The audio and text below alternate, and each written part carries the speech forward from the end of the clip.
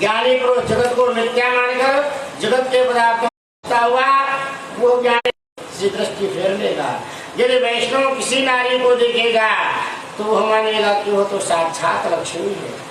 ज्ञानी परमहंसों का मार्ग साधारण गृहस्थ के लिए कुछ कठिन ही है, वैष्णव का मार्ग हम जैसों के लिए सरल है।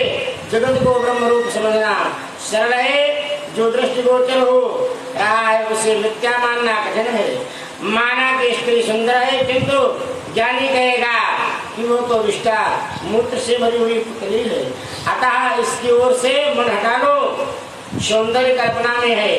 ज्ञानी स्त्री की अपेक्षा करेगा, कभी स्त्री दिखने में आएगी तो ज्ञानी उसे उपेक्षा की दृष्टि से भी देखेगा, तिरस्कार से देखेगा, किंतु ये वैष्णव की किसी स्त्री को देखेगा तो वो लक्ष्मी देवी समझेगा और वो ऐसा मानकर निर्विराकार होकर उसका वो बंधन करेगा। वैष्णव स्त्री के प्रति संभाव और संभावना की दृष्टि से देखेंगे, किसी भी वस्तु के प्रति तिरस्कार से देखने की अपेक्षा प्रत्येक को भगवत भाव से निर्विराकार होकर बंधन करना अधिक सत्य है। महाप्रभु जी कहते हैं प्रत्येक पदार्थ से कृष्ण का अंश है, अतः वो जगत सत्य किंतु खंडन मंडन के ऐसे संघर्ष से दूर रहना ही अच्छा है, अन्य राग द्वेष से बढ़ने की आशंका है। ज्ञानी परमहंस ज्ञान से उपदेश देता है तो भागवत परमहंस क्रिया से उपदेश देता है। जड़ भरत की भांति उनकी प्रत्येक क्रिया उपदेश रूप होती है। ऋषभदेव आदर्श ज्ञानी परब्रह्म है तो भरद्वाज जी आदर्श भागवत परमहंस सब कुछ का त्याग करके ऋषभदेव पागल हो जैसे होकर जगत में भ्रमण करते हैं, सभी में ईश्वर का भाव रखकर भरत जी सभी की सेवा करते हैं। मैं सेवक चराचर रूप स्वामी भगवंत ऋषभदेव को देहाभ्यास नहीं है, आदर्श ज्ञानी परमहंस है। पहले इन्हीं की कथा आएगी। ऋषभ अवतार ज्ञान का आदर्श स्थापित करने के लिए पंचम स्कंद भागवत का ब्राह्मण अर्थात भाष्य रूप का व्याख्यान कहा गया है। इसमें बताया गया है दूध से एक बार दही बन जाए, दोबारा दूध नहीं बन सकता, ठीक है। तो कहने और सोने से एक बार गहना बन जाओ फिर दोबारा सोना बन सकता। तो इस प्रकार से आप संसार में रहो लेकिन दूध से दही मत बनो, आप इसमें लीन मत हो, आप सोना बन करके रहो, बदलने की प्रवृत्ति रखो। हाँ, बदलने की प्रवृत्ति रखो और केवल संसार में रहो, सारे कार्य करो। ऐसा नहीं है कि अपने गृहस्थ आश्रम को छोड़ दो, केवल भगवान के भजन में रहो, ठीक है। सब कुछ करो समयानुसार, लेकिन उस अपने आप को बदलने की क्षमता बनाए रखो। जी, ऋषभदेव कौन? ऋषभदेव अभी आएगा। और ये भरत जिन ऋषभदेव ज्ञानी और भरत वेदांती। हाँ, भरतदेव जी ज्ञानी। तो ये दोनों भाई हैं। हाँ, अब इनमें भी दो अंतर हैं जी। ये ऋषभदेव जी क्या समझते हैं कि किसी स्त्री को देखा तो वो उसमें लक्ष्मी जी का, पार्वती जी को, सती जी को देखते हैं और उनको प्रणाम करते हैं। और भरतदेव जी किसी को देखते हैं तो उसको घृणा करते हैं। ये राजा भरतहरि है। हाँ, ये भरत हैं। हाँ। अच्छा, तो वो भरत जी नहीं है, भरतहरि दूसरे। हाँ, वो अलग है। अच्छा। तो ये क्या देखते हैं, ये तो हड्डी मांस से बना हुआ एक पुतला है, ठीक है। इसकी माया से दूर रहो, ठीक है। तो वो एक घृणा करते हैं। और जो ऋषभदेव जी हैं वो उसमें भगवान को उसका स्वरूप का देखते हैं और उनको प्रणाम करते हैं, ठीक है। इनमें भी दोनों में अंतर बताया गया है। द्वितीय स्कंद में गुरु ने पहले साधन दिया और उसके बाद ज्ञान दिया।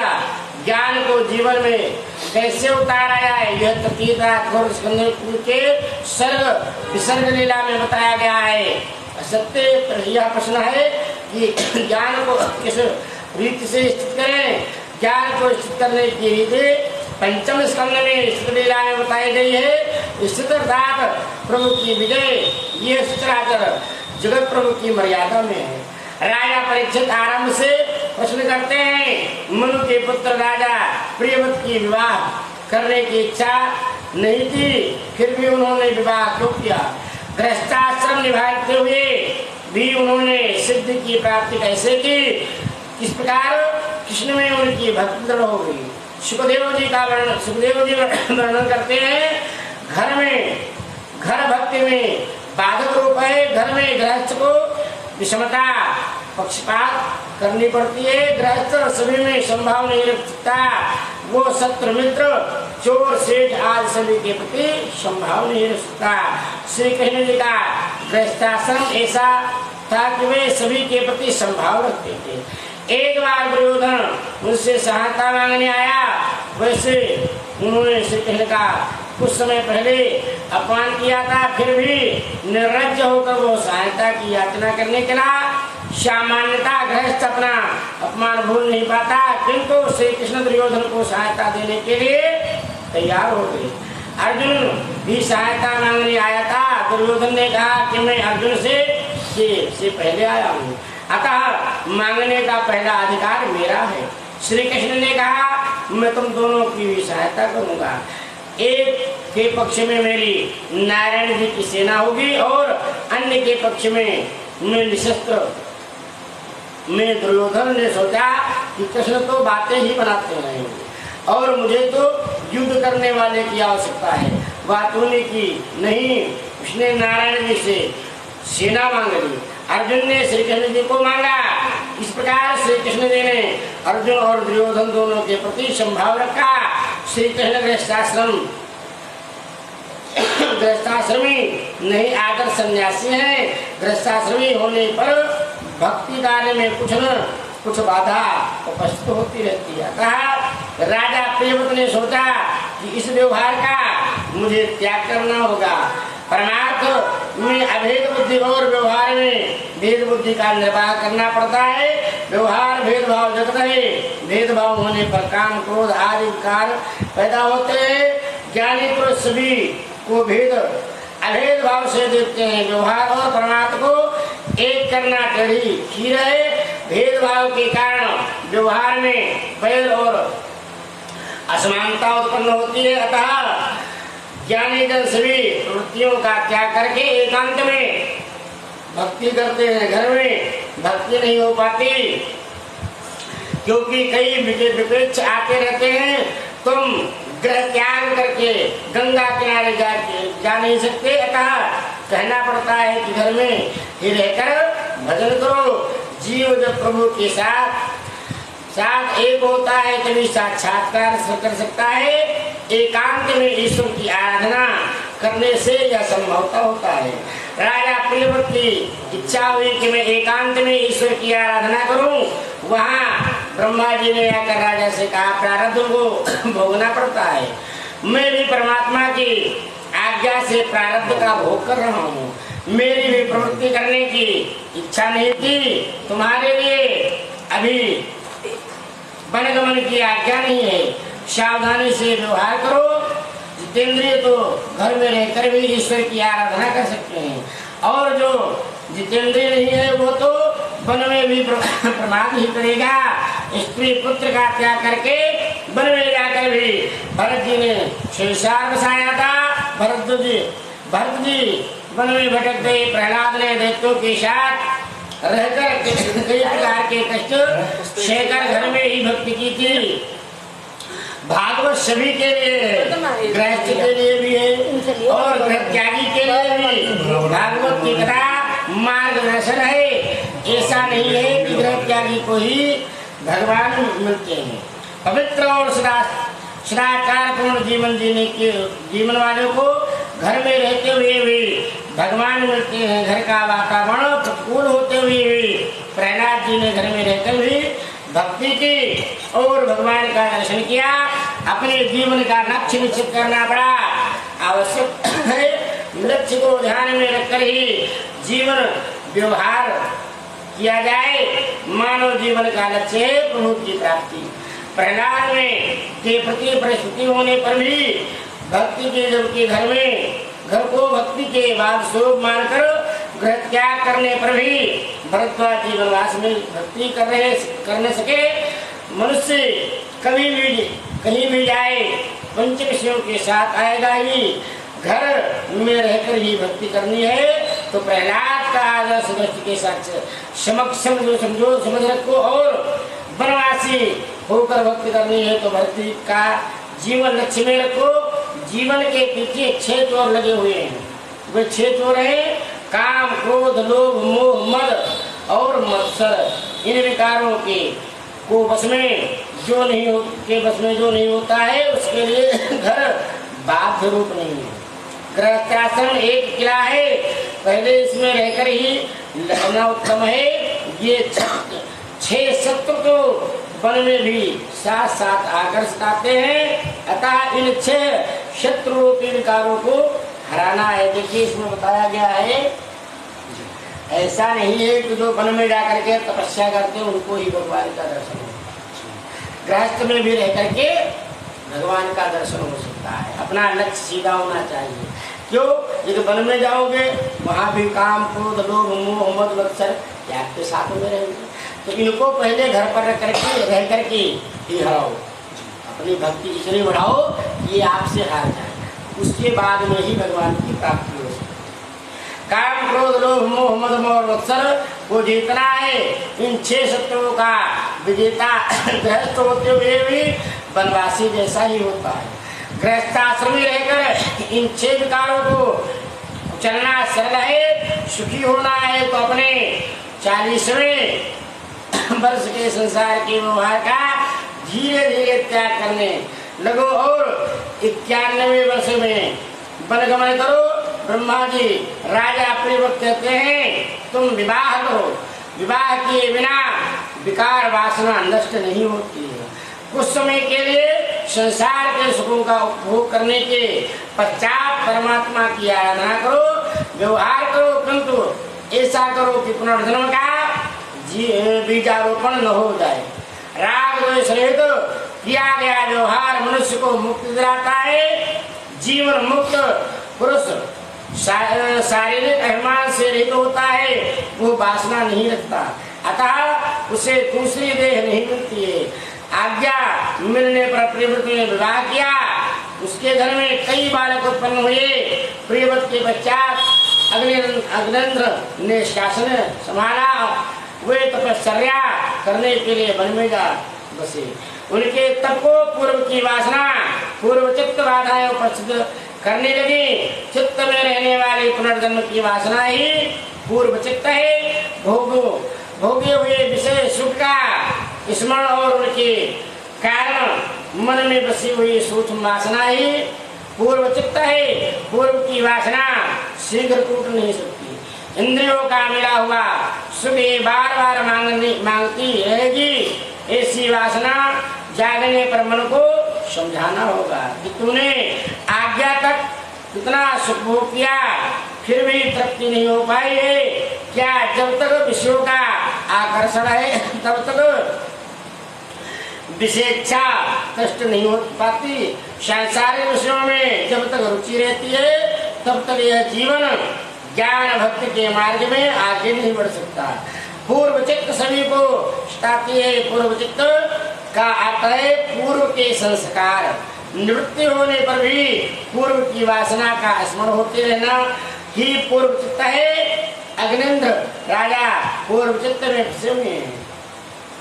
अग्निन्द्र के घर में घर नाग हुए, नाग के घर पुत्र रूप में ऋषभदेव हुए। ऋषभदेव ज्ञान के अवतार है। ज्ञानी परमहंसों का व्यवहार बर्तन किस प्रकार का होता है बताने के लिए भगवान ने ऋषभदेव के रूप में जन्म धारण किया। वे जगत को ज्ञानी परमहंस का आदर बताते हैं। ऋषभ का आता है सर्वश्रेष्ठ। ऋषभदेव बार बार उपदेश देते हैं कि मानव जीवन भोग के लिए नहीं तपश्चर्या के लिए है। तप करो और शरीर में ईश्वर को देखो। विशेष हो में ही मानव शरीर का दुर्तव्य मत करो। जगत में ज्ञानी परमहंसों को किस प्रकार रहना चाहिए यह बताने के लिए ऋषभदेव जी ने सभी संगों का और सर्वस्व का त्याग किया। अनेक सिद्धियों उनके पास आई, फिर भी वे उनमें नहीं फंसे। गृहस्थ के लिए धन का त्याग और काम सुख का त्याग करना जितना कठिन है उससे भी अधिक कठिन है महात्माओं के लिए सिद्धियों का त्याग करना। ऋषभदेव जी नग्न अवस्था में ही घूमते फिरते हैं, खड़े खड़े ही खा लेते हैं, बैल की भांति सब्जी का आहार करते हैं, किसी के द्वारा पीटे जाने पर वे मान लेते हैं। शरीर ही पीटा गया है, मैं शरीर से भिन्न हूँ, ब्रह्मनिष्ठ हूँ, सभी जानते हैं कि शरीर से आत्मा भिन्न है, किंतु इसका अनुभव तो बहुत कम भक्ति ही करते हैं, व्यक्ति ही करते हैं। सिर्फ नारियल के अंदर का सफेद गोला और उसका कठोर आवरण एक न एक होने पर भी जब तक अंदर पानी है, जब तक वे एक दूसरे को छोड़ते नहीं हैं। इसी प्रकार जब तक मनुष्य के विषय में रस रहता है, विषय शक्ति की आसक्ति है, तब तक शरीर और आत्मा की भिन्नता का अनुभव नहीं हो सकता। शरीर आवरण है, आत्मा गोला है, विषय रस पानी है। संसार की किसी भी वस्तु में जब तक रस है तब तक शरीर और आत्मा की भिन्नता का अनुभव नहीं हो पाता है। शरीर उपभोग से आनंद है, आत्मा ही आनंद स्वरूप है। नाम रूप का मोह जब तक नहीं छोड़ता तब तक आत्मा और देह की भिन्नता में नहीं आती है। इसके विपरीत देहाभ्यास बढ़ता ही रहता है। संसार के जड़ पदार्थों से अति स्नेह करने से जड़ अभ्यास ही बढ़ता है। देखिए इसमें उदाहरण दिया हुआ है कि नारियल में पानी होता है और नारियल के अंदर गोला होता है। जब तक पानी रहता है तब तक न गोला अलग होता है और न नारियल का अलग होता है। यानी कि कहने का मतलब ये है, उनके समझाने का मतलब ये है, जब तक हमारे शरीर में दृढ़ता रहेगी जब तक सभी हमसे प्रेम करेंगे। जब हमारा शरीर निर्बल हो जाएगा जब सब हमसे उनको छोड़ देंगे। यहाँ तक कि बालक लोग ले जाकर के वहाँ छोड़ जाते हैं अनाथ आश्रम। ठीक है, इसका कारण क्या है? अनाथ आश्रम जाने से पहले ही हम भगवान में इतना विरक्त हो जाएं कि हमें कहीं जाने की आवश्यकता ही नहीं पड़ेगी। हमें जाना है तो कहाँ जाना है? श्री भगवान के चरणों में जाना, हमें अनाथ आश्रम नहीं जाना। इसलिए संसार में रहने के बाद में भी इतना भगवान का भजन किया जाए कि हमें कहीं न जाना पड़े, सीधे उनके चरणों में ही जाना। देखिए, यदि कह दिया जाए पंडित जी आशीर्वाद दे दें कि 150 साल की उम्र हो जाए, क्या करोगे 150 साल में? जब 60 साल में आप कुछ नहीं कर पाए तो 150 साल में क्या करोगे? कुछ नहीं कर सकते। तो कहने का मतलब ये है, भगवान से यही प्रार्थना करो कि प्रभु जो हमें जिम्मेदारी दी, इस जिम्मेदारी को पूर्ण करने के बाद में आप हमें अपने श्री चरणों में स्थान दें। जाना जब भी देखो ये कभी सत्य है, आपको हमको सबको जाना है, लेकिन वो भोग भोग करके जाए, शरीर को भी कष्ट मिलेगा, 4 लोग गाली भी देंगे, अनाथ आश्रम में जाएंगे, लोग पता नहीं किस किस प्रकार का भोजन देंगे और हमें मजबूरी में खाना पड़ेगा। ठीक है, तो भगवान के भजन का एक यही अर्थ है कि समयानुसार प्रभु आप हमको क्या चाहिए, समयानुसार आप हमें सब। आज गाड़ी दो, आज बंगला दो, देखिए ये इच्छाएं कभी पूर्ण नहीं होती। भगवान को सब पता है अब इस व्यक्ति को दिक्कत हो रही है, किस चीज की आवश्यकता है, वो सब देंगे। ठीक है, लेकिन आप उनको एक बार बना के तो दो।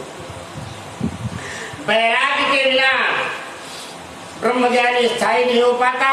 ब्रह्म ज्ञान की बातें करने वाला, धन और प्रतिज्ञा से भी प्रेम करने वाला सच्चा ज्ञानी है। सच्चा ज्ञानी तो वही है जो ईश्वर से प्रेम करता है। ईश्वर के बिना संसार के जड़ पदार्थों से स्नेह जाता है और वो ईश्वर से भिन्न आत्मा को अनुभव नहीं कर पाता। ब्रह्म ज्ञान प्राप्त होने पर यदि विषय संसारिक विषयों में मोह होगा तो उसे ब्रह्मानंद प्राप्त नहीं होगा। ब्रह्म ज्ञान होने के बाद ईश्वर के प्रीति होने पर भी ब्रह्मनाद प्राप्त होता है। ज्ञानी पुरुष को चाहिए कि किसी भी वस्तु से वो स्नेह न करे, किसी वस्तु का संग्रह न करे। वो मनुष्य जन्म तप करने के लिए है। मनुष्य देह से तप करने से अंतःकरण शुद्ध होता है। अंतःकरण की शुद्धि से अनंत ब्रह्म सुख की प्राप्ति होती है। महापुरुषों की सेवा मुक्ति का द्वार है। कामियों का संग नरक का द्वार है। इस मृत्यु स्वरूप संसार में फंसे हुए अन्य लोगों का जो उद्धार करते हैं, करने में असमर्थ हैं, वो गुरु नहीं है, वो सुदन नहीं है, वो माता पिता नहीं है, अर्थात वो मनुष्य गुरु सुदन माता पिता कहलाने योग्य नहीं। योग वशिष्ठ रामायण में ज्ञान की 7 भूमिकाएं इस प्रकार निर्दिष्ट है। शुभेच्छा, सुविचारणा, तनुमानसा, सत्ताप्ति, असंशक्ति, पदार्थ भामिनी तथा का। शुभेच्छा आत्म कल्याण के लिए श्रोतियों और ब्रह्मनिष्ठ गुरु की शरण में जाकर उनके उपदेशानुसार शास्त्रों का अवलोकन अध्याय करके आत्म विकार और आत्मा के साक्षात्कार की उत्कृष्टा इच्छा करना ही शुभेच्छा है। शुभचारणा सद गुरु द्वारा दिए गए उपदेश वचनों का मोक्ष शास्त्रों का बार बार चिंतन और विचार करना ही शुभचारणा है। तनु मनसा श्रवण मनन और निंद स्थान में शब्दार्थ विषयों के प्रति जो अनासक्ति होती है और सविकल्प समाधि में अभ्यास से की जो तनुजा सूक्ष्मता प्राप्त होती वही तनु मानसा है। शताब्दी उपयुक्त 3 से साक्षात्कार प्रवृत्ति स्थित अर्थात निर्भय कल्पन समाधि स्वरूप असली ही शताब्दी है। ज्ञान की चौथी भूमिका वाला पुरुष ब्रह्मविद कहलाता है। असंशक्ति चित्त विषयक परमानंद और नित्य अप्रोच ऐसा ब्रह्माभास भावना का साक्षात्कार स्वरूप चमत्कार असंशक्ति, इसमें अविद्या तथा उसके कार्यों का संबंध नहीं होता, अतः इसका नाम असंशक्ति है। पदार्थ भामिनी पदार्थों की जड़ता अप्रतीत होना पदार्थ भामिनी है। तुरेका तीनों अवस्थाओं में युक्त होना तुरेका है। ब्रह्म के जिस अवस्था में आत्मस्वरूप और अखंड जानने वाली अवस्था तुरेका होती है। इन 7 भूमिकाओं में जो प्रथम 3 भूमिकाएं साधन कोटि की हैं वे अन्य 4 ज्ञान कोटि की हैं। 3 भूमिकाओं में सगुण ब्रह्म का चिंतन करो, ज्ञान की 5वीं भूमिका तक पहुंचने तक जड़ और चेतन की ग्रंथि छूट जाती है और आत्मा का अनुभव होने लगता है, अर्थात आत्मा शरीर से भिन्न हो जाती है। इन भूमिकाओं में उत्तर पूर्व देहाभास बोलता है और अंत में उन्मत्त दशा प्राप्त होती है। ऋषभदेव जी ने ऐसी दशा प्राप्त करके ज्ञानी जन वे इंद्रियों से डरते हैं, वो इंद्रियों का विषयवास नहीं करते। मन का विश्वास कभी मत करो, बोलने की इच्छा ही न होने पर इसलिए ऋषभदेव जी अपने मुंह में पत्थर रखते थे। यौवन में ही वैराग्य रहे, संसारिक विषयों के प्रति अरुचि न हो पाए तो प्रभु भक्ति प्राप्त नहीं होती है। विषयों के प्रति जब तक वैराग्य न जागे तब तक भक्ति का आरंभ नहीं होता है। आँख को शक्ति देता है मन को शक्ति देती है बुद्धि, और बुद्धि को शक्ति देती है परमात्मा। आँख के साथ मन न हो तो वस्तु दिखाई नहीं देती है। ऋषभदेव जी कर्नाटक आए, दावाग्नि में बुद्धिपूर्वक प्रवेश किया, देह जलाती है पर आत्मा को तो कुछ नहीं होता। ऐसा आत्मनिष्ठ परमहंसों के लिए ऋषभदेव जी ने क्या चरित्र सामान्यता मनुष्य के लिए अनुकरणीय है। ऋषभदेव जी का सबसे श्रेष्ठ पुत्र था भरत। इसी भरत के नाम से अपने देश का नाम भारत खंड पड़ा। ऋषभदेव जी के पश्चात भरत ने देश का शासन संभाला। उनकी कथा वर्तमान काल में के लिए उपयोगी है। भरत जी महाभागवत हैं, उनके संग से सभी में भगवत भाव जागता था। उनके संग में आने वाले भक्ति में रंग जाते थे। भरत जी ने व्यवहार की मर्यादा का कभी उल्लंघन नहीं किया। वे महावैष्णव होने पर भी यज्ञ करते थे। अग्नि ठाकुर जी का मुख है, प्रत्येक देव को इष्ट देव का ही स्वरूप समझना चाहिए। मानकर अन्य देवों में कृष्ण का अंश मानकर पूजा करते हैं। अनेक यज्ञ करके उनका सारा पूर्ण श्री कृष्ण के चरणों में अर्पित करते हैं। कर्म फल परमात्मा को अर्पित करोगे आनंद होगा। कर्म फल प्रभु को अर्पित करने से कर्म का अभिमान नष्ट हो जाता है। ईश्वर से अत्यधिक प्रेम करो, सभी किए हुए कर्मों का पूर्ण परमात्मा को अर्पित कर सकोगे। पत्नी श्रम करती है और उसका फल दे देती है। अपने पति को कर्म करो किंतु कर्म के फल को उपभोग की इच्छा न रखो। कर्म फल के उपयोग की इच्छा रखोगे तो कर्म का थोड़ा ही फल मिलेगा, पर यदि वो कर्म फल भगवान को अर्पित करोगे तो अनंत फल मिलेगा।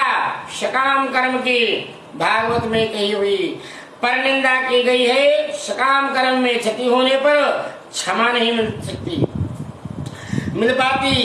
भरत जी निष्काम भाव से कर्म किया करते थे और उनका पूर्ण से कहने के वो अर्पित करते थे। सत्कर्म की समाप्ति में कहना है अनेन कर्मणा भगवान परमेश्वर प्रियंताम नमो।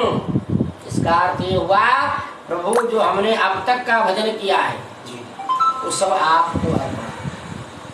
ठीक है, जितने भी अच्छे कर्म हम करते हैं सब भगवान को अर्पण करते हैं। बुरे का कर्म हमारे अपने आप नष्ट हो जाए। और यदि हम कहते हैं पंडित जी हमने तो 108 सुंदरकांड का पाठ किया, इतना फल है हमारे पास, तो वो सब कहने से पहले ही नष्ट होते हैं। ठीक है, तो जब भी आप पूजा पाठ करो सारा फल भगवान को अर्पण करो, हमारे बुरे कर्म अपने आप नष्ट हो जाएंगे।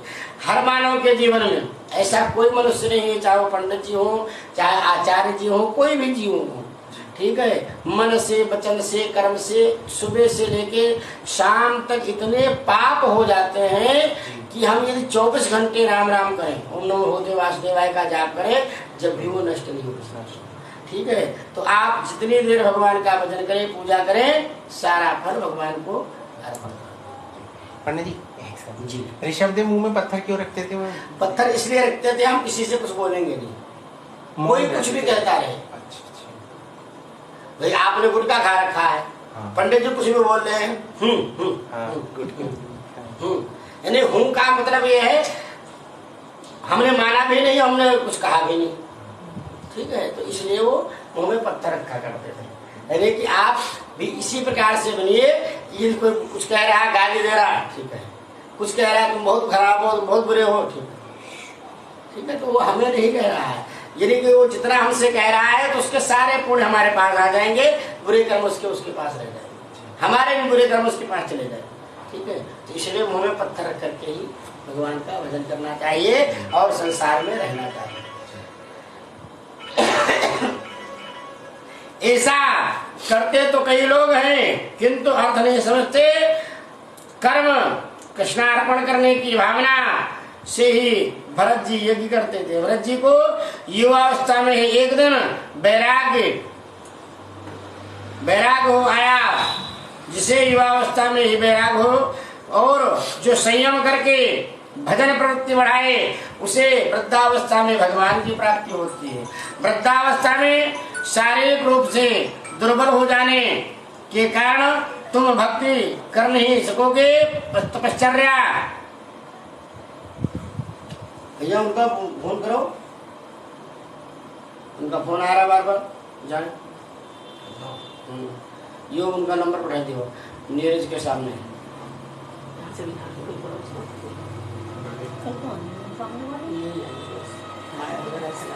वृद्धावस्था में तपश्चर्या करने से अलग जन्म सुधरेगा। शरीर दुर्बल होने के बाद ब्रह्मचर्य के पालन का कोई अर्थ नहीं है। रामचंद्र जी युवावस्था में ही बन गए थे। वनवास के समय उनकी आयु 27 वर्ष की थी और सीता जी की 18 वर्ष की। श्री रामचंद्र जी ने यौवन में ही रावण को मारा था। तुम भी अपनी युवावस्था में ही काम रूपी रावण का नाश करो। वृद्धावस्था में आने वाला वैराग्य सच्चा वैराग्य होता है। जवानी में वैराग ही वैरागी की परीक्षा लेता है जिसके पास कुछ नहीं है। देखिए रामचंद्र जी ने रावण को मारा, ये केवल हमें ज्ञान दिया उन्होंने।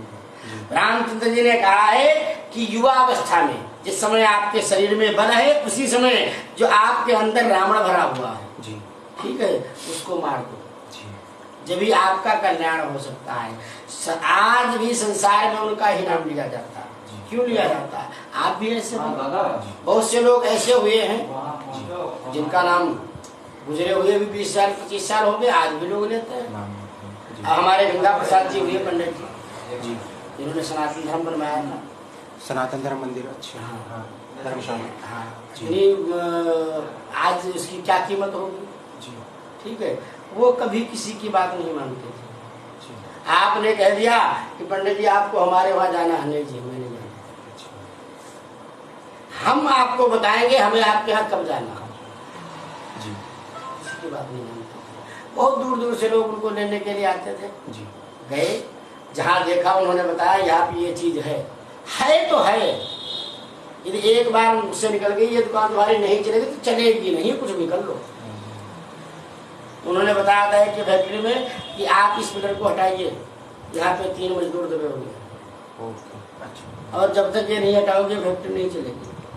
तुरंत उन्होंने क्रेन मंगा करके उसको निकलवाया, 3 मांजर शुरू करवा दी थी, तुरंत उसको तो बहुत दूर दूर तक जाते, जब तक जब गाड़ियों का यहाँ नाम भी नहीं था तब भी वो गाड़ियों से जाते थे विदेशों में, बहुत दूर जाते, ठीक है।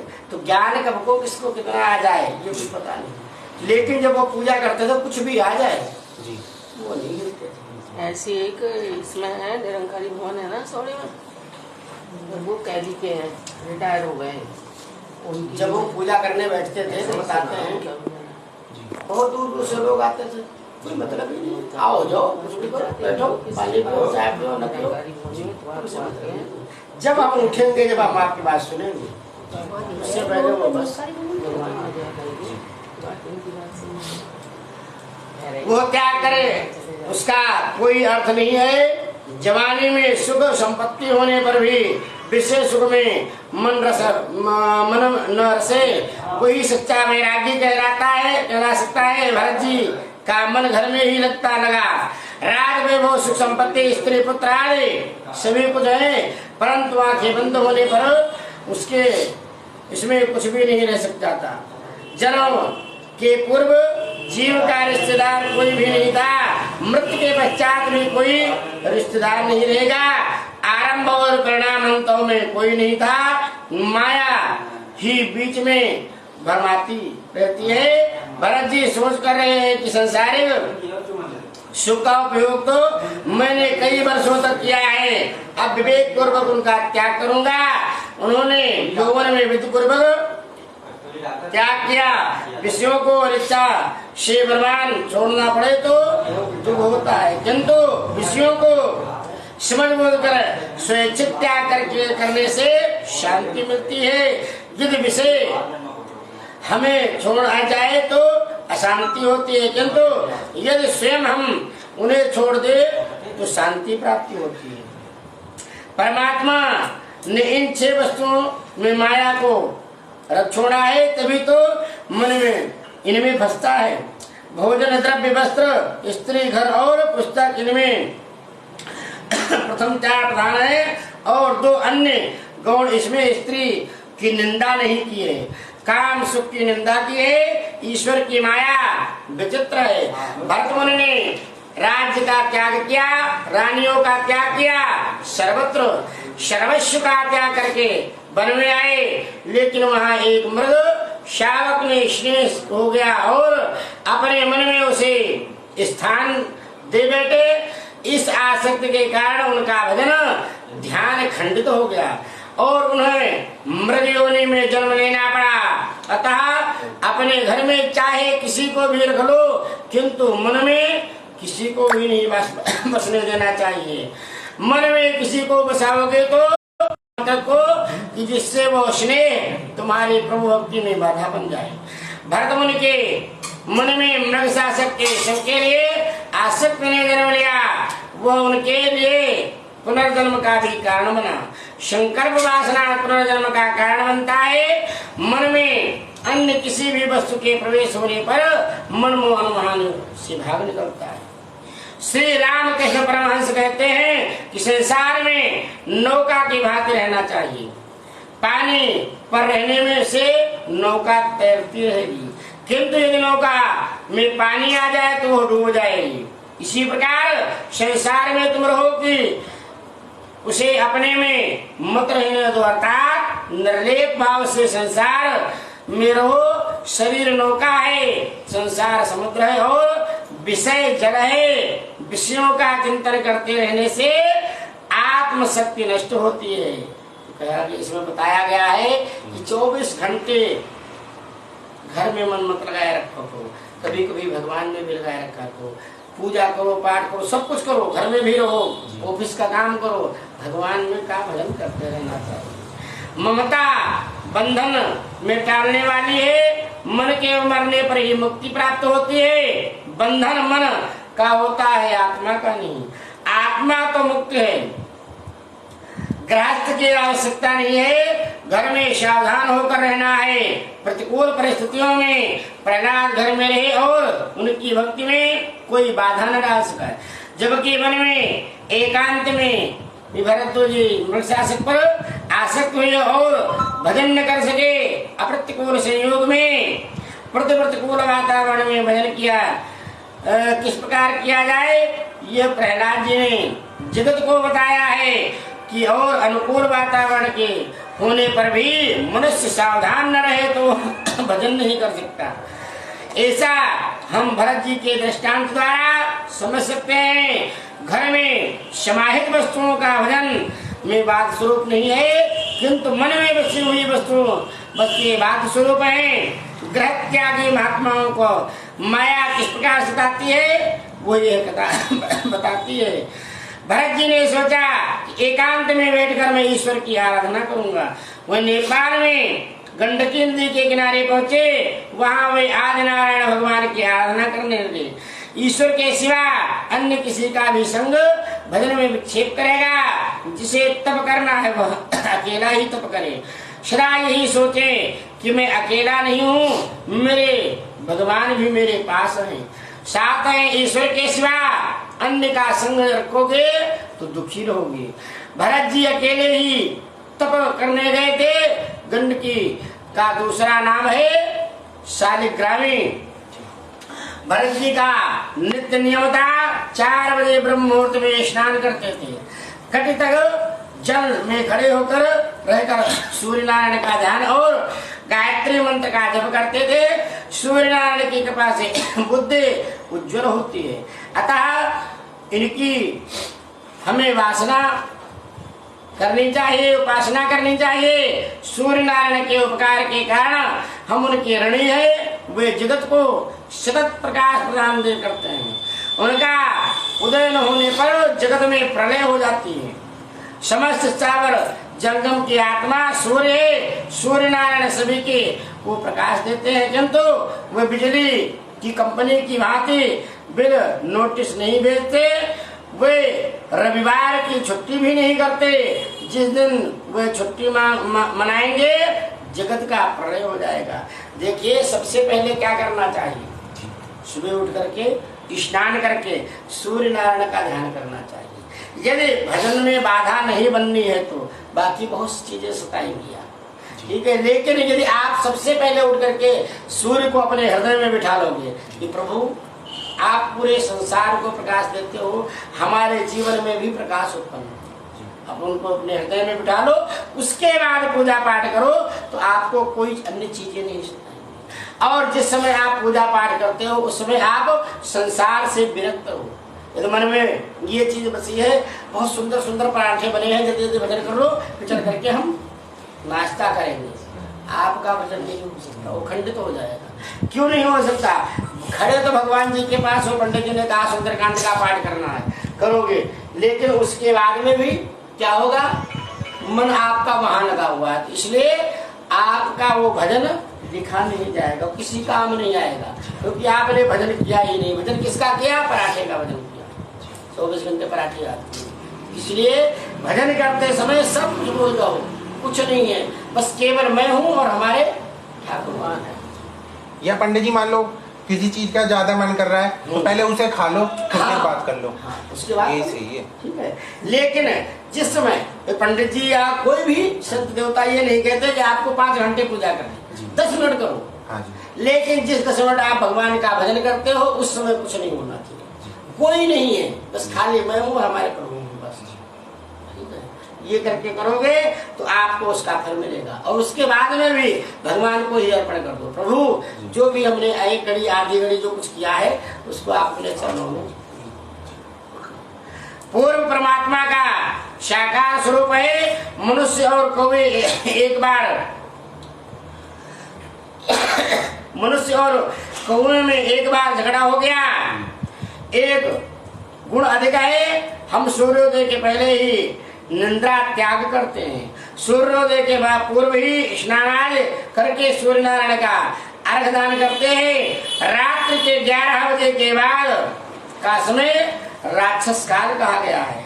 इस सिद्ध काल में भोजन नहीं करना चाहिए। देखिए आजकल जितनी दावतें होती हैं 11 बजे के बाद ही भोजन होता, तो वो क्या है, राक्षसी भोजन। तो हमारे में राक्षसी प्रवृत्ति आएगी ही आएगी। इस सिद्ध काल में भोजन मत करना चाहिए। सिद्ध काल में आजकल तो लोग सिनेमा देखने के बाद 11 बजे भोजन करते हैं। ऐसा करना ठीक नहीं है। सूर्य चंद्र समुद्र ईश्वर की मर्यादा का उल्लंघन नहीं करते। वे मानव परमात्मा की मर्यादा का पालन करने के लिए तुझे सुख समृद्धि दी गई है। भरत जी प्रार्थना करते हैं कि मेरी बुद्धि, मेरा मन कहीं दुर्गमी न हो जाए, दुर्गमी न हो जाए। भगवान के तेजोमय रूप का मैं चिंतन करता हूँ।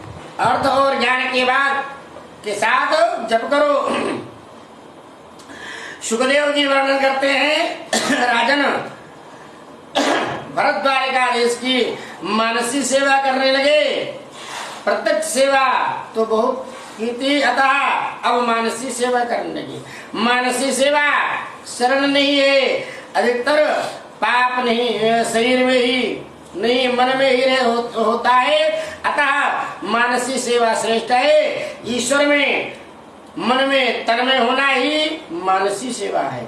एक बार एक बनिए ने गोसाई जी के पास जाकर कहा, महाराज मैं प्रभु सेवक तो प्रभु सेवा तो करना चाहता हूँ, किंतु एक भी पैसा खर्च किए बिना सेवा हो सके तो ऐसा मार्ग बताइए। तो गोसाई जी ने मानवीय सेवा का मार्ग बताते हुए उस बनिए से कहा, तू मानसी सेवा बिना खर्च के कर सकता है। केवल मन में संकल्प करते रहना कि मैं भगवान को स्नान करा रहा हूँ, वस्त्र पहना रहा हूँ, पूजा कर रहा हूँ, भोग लगा रहा हूँ, भगवान को भोजन दे रहा हूँ, भोजन अर्पण कर रहा हूँ। फिर गोसाई जी ने उससे पूछा, तुझे भगवान का कौन सा स्वरूप अधिक प्रिय है? गोसाई जी ने कहा, प्रातः काल में ऐसी भावना करना कि ठाकुर जी के लिए यमुना जी से जल लाया हूँ। घर आने पर ऐसा भाव जगाया जाए कि ठाकुर जी स्नान कर रहे हैं। यशोदा जी जैसी भावना रखकर बाल स्वरूप की सेवा करना।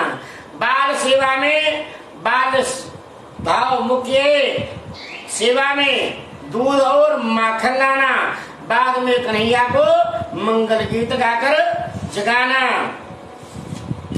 यशोदा जी लाला को मानती थी कि इतना माखन खा लेगा तो तेरी छोटी तौजी से भी जल्दी बढ़ जाएगी। उष्णोदय से लाल को मांगलिक स्नान कराना, फिर ठाकुर जी का श्रृंगार करना, कन्हैया से पूछना कि आज वो कौन सा पीताम्बर पहनेगा, कौन जो कहे वो पीताम्बर पहनाना। श्रृंगार में तन्मयता होने पर ब्रह्मानंद के जैसा आनंद प्राप्त होता है। कन्हैया को नैवेद्य देकर भगवान भावना करो कि लाला खा रहे हैं, फिर आरती करके क्षमा प्रार्थना की जाए। गोसाई जी द्वारा बताई गई रीति के अनुसार बनिया श्री कृष्ण के बाल स्वरूप की मानसी सेवा करने लगा। प्रतिदिन प्रेम से मानसी सेवा करता था। वो इतना तन्मय होने लगा कि उन्हीं वस्तुओं का प्रत्यक्ष देखने लगी। इस सेवा में मन की धारा टूटनी नहीं चाहिए। कोई लौकिक विचार आ जाए तो समझ लो कि सेवा खंडित होगी। 12 वर्षों तक उसने मानसी सेवा की। एक बार अब एक दिन वो दूध लाया और उसमें चीनी डाली, किंतु उसे लगा कि लाला के दूध में आज कुछ अधिक चीनी पड़ गई है। बनिया यह कैसे सह सकता था? सहज कृपणता कैसे मिट सकती थी? प्राण और प्रकृति स्वभाव साथ साथ ही तो जाते हैं। उसने सोचा जरूरत से अधिक जो चीनी दूध में पड़ जाती है उसे निकाल लूं, दूसरे काम में उपयोग होती है। अब वहाँ न तो बर्तन था, न दूध था और न थी चीनी, क्योंकि वो तो मानसी सेवा ही कर रहा था। फिर भी तन्मयता के कारण उसे ये सारी वस्तुएं प्रत्यक्ष दिखाई देती थी। अतः मन ही मन कल्पना से उसने चीनी को निकालने लगा। कन्हैया ने सोचा कि जैसा भी हो, किंतु इस बनिए ने मेरी 12 वर्षों तक मानसी सेवा की है, अतः उन्हें प्रकट होने की इच्छा हुई। बाल कृष्ण प्रसन्न हुए थे। उन्होंने प्रकट होकर बनिए का हाथ पकड़ा और कहा कि चीनी अधिक चली गई तो क्या हुआ, तूने 1 पैसा भी तो खर्च नहीं किया। भगवान का स्पर्श होने से वो बनिया सच्चा वैष्णव बन गया। वो भगवान का अनन्य सेवक बन गया। 12 वर्षों तक जो भी सत्कार नियम पूर्वक किया जाए उसका फल अवश्य मिलेगा। शंकराचार्य भी श्री कृष्ण जी की मानसी सेवा करते थे। भरत जी मानसी सेवा करते थे, करते हुए तन्मय हुए हैं। सेवा करते हुए थक जाते थे तो ध्यान में कीर्तन करने लग जाते थे। प्रभु के पीछे जो लगता है उसे ही माया सताती है। संसारिक विषयों में जो फंसा हुआ है उसे माया नहीं सताती, क्योंकि माया मानती है कि यह तो मेरा हुआ ही है, फिर इसे क्यों मारूं। जो व्यक्ति प्रभु के पीछे पड़ा हुआ है उसे ही माया अधिक सताती है, किंतु जो माया के प्रवाह में बढ़ता होता है उसके लिए वो बाधा रूप नहीं होती है। माया मानती है कि वो तो मेरी बंदी है, बंदी ही है। माया की गति बड़ी विचित्र है। भरत जी कमर तक जल में खड़े थे, गिरीश मृत्यु थी। एक गर्भवती हिरणी प्रातः काल जलपान करने आई। इतने में ही कहीं से सिंह ने गर्जना की, जिससे वो हिरणी भयभीत हो गई। उसने सोचा कि गंडकी नदी पार कर लूं। उससे जोर तो छलांग मारी, उसने जोर से छलांग मारी। प्रसव काल समीप था, अतः शिशु का जन्म हो गया और वह नदी के जल में गिर पड़ा। दूसरे किनारे पर हिरणी की मृत्यु हो गई। भरत जी ने मृगशव को नदी में जल में पड़ा हुआ देखा। उसने इस बच्चे में भी श्री हरि का दर्शन किया। वह सोचने लगे कि इतनी इसकी माता की मृत्यु हो गई है, शो जगत में इसका तो कोई नहीं है। अब इसका लालन पालन रक्षा आदि कौन करेगा। वे दयावश होकर उस बच्चे को अपने आश्रम में ले आए। वे सोचने लगे कि यह बच्चा मेरे सिवाय किसी और को तो पहचानता नहीं है, अतः इसका पालन पोषण करना अब मेरा ही धर्म है। मैं इसकी उपेक्षा करूंगा तो ये मर जाएगा। मैं ही इसका पिता हूँ और मैं ही इसकी माता हूँ। इसका पालन पोषण रक्षा करना मेरा ही कर्तव्य है। उन्होंने सोचा मैं ही इस मृग शावक का रक्षक पिता हूँ, अतः इस प्रकार से मुझे इसकी रक्षा करनी चाहिए। जीव मानता है कि मैं दूसरे की रक्षा करता हूँ। अरे तू क्या रक्षा करेगा, तू भी तो काल का ग्रास है। रक्षा करने वाले तो वो प्रभु वही है, करता हरता तो श्री हरि है। पालक और संहारक श्री हरि है। तुम घर में रहो या वन में, तुम्हारी रक्षा करने वाले श्री हरि है। भागवत के 7वें स्कंद के दूसरे अध्याय के 40वें श्लोक में यमराज ने राजा सुयज्ञ के रिश्तेदारों को यह उपदेश दिया था। ऐसा कहकर हिरण्याकश्यप ने कहा है, यदि परमेश्वर परमेश्वर की कृपा हो जाए तो अनाथ हो या वनवासी हो तो वही वो जीवित रहता है। और परमेश्वर द्वारा मारा गया जीव घर में सुरक्षित होने पर भी जीवित नहीं रह सकता, मर ही जाता है। मृग शव को पानी में बाहर निकालने का ही तो भरत जी का धर्म था। उन्होंने रक्षक पिता बनने का जो रिश्ता जोड़ लिया वो अच्छा नहीं किया। जीव मात्र का रक्षक पिता तो ईश्वर ही है, सभी दोष ईमान के कारण ही उत्पन्न होते हैं। भरत जी उस मृग शावक का लालन पालन करने लगे। धीरे धीरे वो बड़ा होने लगा। भरत जी ने उसे अपनी गोद में बैठाते थे, उसके साथ खेलते थे। भरत जी ने अपनी पूर्वावस्था में बच्चों का लालन पालन किया था। यह पूर्वचित अप्सरा वहां आ गई। पुराने संस्कारों को भूलना बड़ा कठिन काम है। सूक्ष्म संस्कार मन में अभी तक बसे हुए थे, अतः उनका मन उस हरण के बच्चे में फंस गया। अब उनका मन प्रभु भजन में स्थिर नहीं हो पाया। ध्यान में हर 5-10 क्षण के बाद वो बच्चा ही दिखाई देने लगा। वासना का विषय तो बदल गया, किंतु वासना तो मन में रह गई। ऐसे जीवन की अपेक्षा गृहस्थ जीवन में कौन सी बुराई थी। ज्ञानी को तो मन को भी मारना पड़ा। भरत जी के मृग शावक को घर में रखा, वहां तक तो ठीक था, किंतु उसे मन में भी रख लिया, यह ठीक नहीं किया। संसार को छोड़कर कहाँ जाओगे, जहाँ भी जाओगे संसार वही उपस्थित हो जाएगा। इसी कारण महापुरुषों ने कहा है कि संसार से को अपने मन से धीरे धीरे हटा दो। संसार को मन में कभी मत रखो। किसी को चल में चाहे रख लो, किंतु मन में मत रखो। मन में या तो काम को रखो या फिर ईश्वर को, दोनों साथ साथ नहीं रह पाएंगे। कहा भी है तुलसी दोनों नहीं रहे, रवि जननी एक ठाम। भजन और भक्ति में वाह संसार नहीं अंतर संसार ही बाधा रूप है। घर राज्य पत्नी संतान आदि सभी का त्याग किया तो सही, पर अंत में वे इस बच्चे की माया ममता में फंस गए। परोपकार की भावना की यदि साधक के लिए उसकी साधना में बाधक होती है, परोपकार के पचड़े से अधिक मत फंसो। वैसे तो परोपकार करना सभी का धर्म है, परंतु परोपकार ऐसा तो न किया जाए कि जिससे प्रभु का विस्मरण हो जाए। संसार में मनुष्य कपटी न बने, किंतु अति सरल भी न बने। परमात्मा का ध्यान कदाचित न हो सके तो कोई बात नहीं, किंतु मित्र कभी भी शत्रु न बन सकता।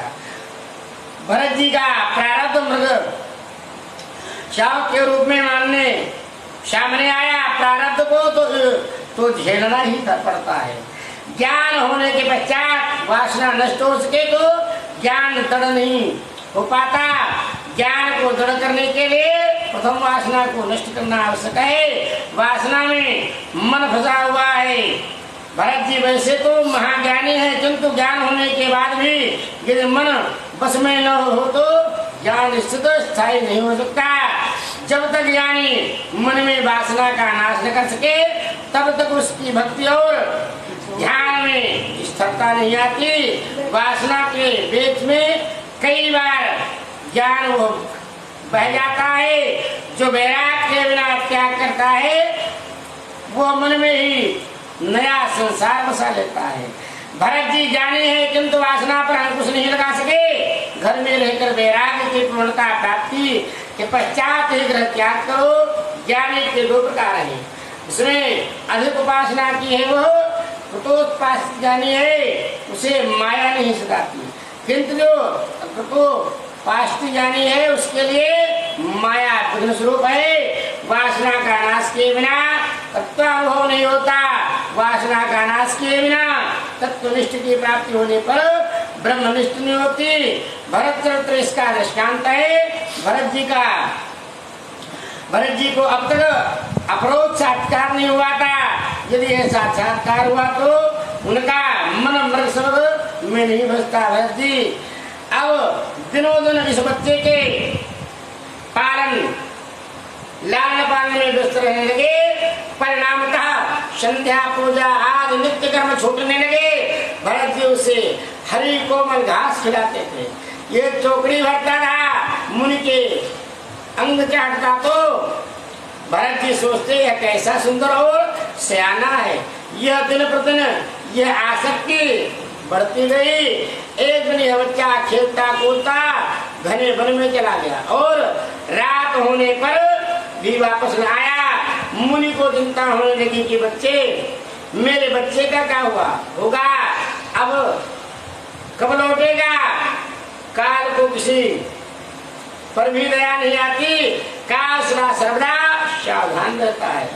ना ही प्रतीक्षते मृत्यु कृतम ये शिवा कृतम। मृत्यु कभी है नहीं सोचती कि इसने अपना कार्य समाप्त किया है या नहीं। अतः हर जन सावधान रहो, मृत्यु के लिए हमेशा तैयार रहो। जीवन इस प्रकार जीना चाहिए कि तुम सावधान रहो और मृत्यु आए। कहीं ऐसा न हो कि तुम्हारी तैयारी न हुई हो और मृत्यु तुम्हें उठा ले। भरत जी को पकड़ने के लिए काल आया। उस समय भरत जी को मृग सेवक का स्मरण हो गया। उन्होंने श्री हरि का नहीं अब तो मृगवार सेवक का चिंतन करते हुए देह त्याग किया। मृग सेवक का लालन पालन करने से भरत जी को आत्म स्वरूप का विस्मरण हो गया था। मृत्यु होने समय मृग सेवक का ही चिंतन करते रहने के कारण उन्हें अगले जन्म में मृग का शरीर मिला। मनुष्य अगले जन्म की अर्थात पुनर्जन्म की तैयारी इसी जन्म में कौन करता है। इस जन्म में बीज मिलते हैं, फल नहीं। पूर्व जन्म में किया हुआ तब निष्फल नहीं होता। पूर्व जन्म में किया हुआ भजन व्यर्थ नहीं हो पाता। भरत जी को मृग शरीर वाले जन्म में ही पूर्व जन्म का ज्ञान था। इसीलिए पशु पक्षी का अनादर कभी मत करो। हो सकता है तो किसी कारणवश कोई साधु महात्मा पशु पक्षी बनकर आ जाए। अहिल्या जैसी कोई महासती पत्थर बन गई हो तो नग राजा गिरगिट होकर आए थे और नग कुबेर वृक्ष होकर आए थे। कोई सिद्ध पुरुष वृक्ष बनकर आए तो किसी आत्मा को कुछ अपराध हो जाए वो पशु पक्षी की योनि में धर्म करती है। भरत जी मृग के स्वरूप में घूम रहे थे हैं, उन्हें पूर्व जन्म का ज्ञान है। वे सोच रहे हैं कि मैं इसी गंडकी नदी के किनारे तपश्चर्या करता था। इसी स्थान पर मैंने हिरण के बच्चे को उठा लिया था और उसे मैं अपने आश्रम में ले आया था। उसके प्रति अत्यंत आसक्ति होने के कारण ही मुझे मृग योनि के में जन्म लेना पड़ा है। मैं कभी महाज्ञानी था, योगी था, किंतु आज चौपाया पशु बन गया हूँ। अब मुझे नया प्रारब्ध नहीं कमाना। जो मैं साथ में लाया हूँ उसे ही सहना या भोगना है। वह मृग सेवक भरत जी नदी में स्नान करता है, वृक्षों के सूखे पत्ते खाता है, वो घास नहीं खाता है। कोई उस पर जंतु होते हैं, क्योंकि उस पर जीव जंतु होते हैं। हिंसा होने पर नया प्रारब्ध छूट जाएगा। यह मृगदेह में ही वे एकादशी का व्रत करते थे। प्राचीन काल में भरत जी ने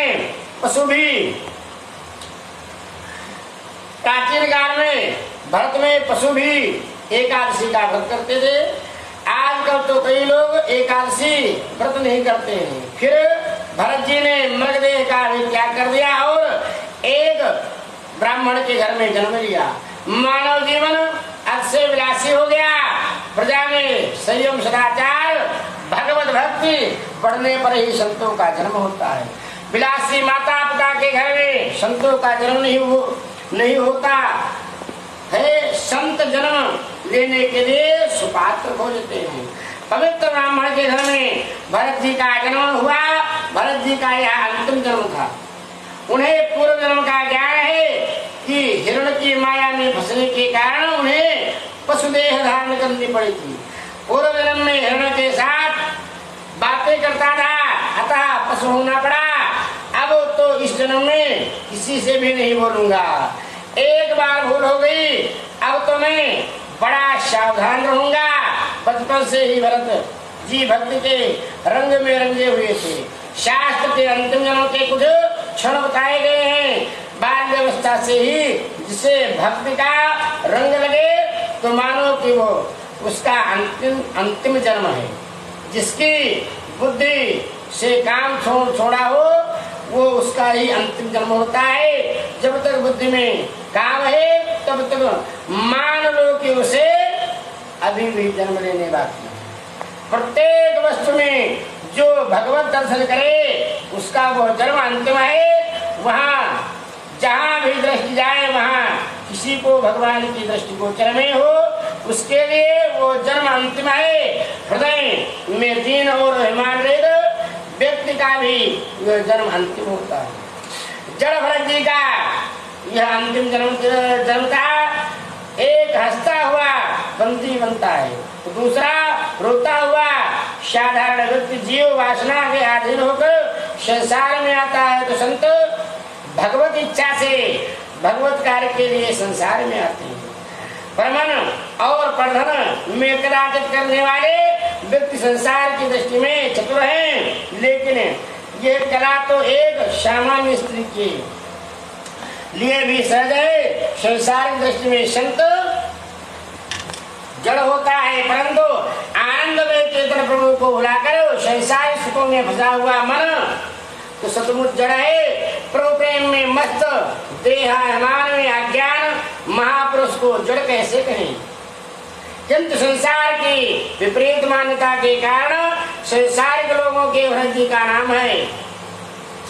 जड़ भरत रख दिया। लोग भरत जी को मूर्ख मानते थे तो भरत जी सोचते हैं कि लोग मुझे मूर्ख माने तो इसमें बुराई भी क्या है। पूर्व जन्म में ज्ञान का प्रदर्शन करने लगा तो दुखी हो गया। ज्ञान अन्य को उपदेश देने के लिए नहीं, ईश्वर की आराधना करने के लिए ही है। ज्ञान भोग के लिए नहीं, भगवान के लिए। शंकराचार्य जी ने कहा विदुषाम व्यक्ति वे दुष्याम मुक्ते ना तो भुक्ते। धन या प्रतिष्ठा ज्ञान नहीं, ज्ञान तो परमेश्वर है। ज्ञान परमात्मा के साथ एक होने के कारण के लिए ही है। जड़ भरत ने सोचा कि पूर्व जन्म में पशु के साथ वाणी व्यवहार निभाया था, अतः मुझे इस जन्म में पशु का शरीर मिला तो इस जन्म में किसी का के साथ भी मैं बातें नहीं की करूंगा। यदि अब बातें करूंगा तो मात्र प्रभु के साथ। पानी और पानी का दुरुपयोग करने वाला व्यक्ति ईश्वर का अपराधी होता है।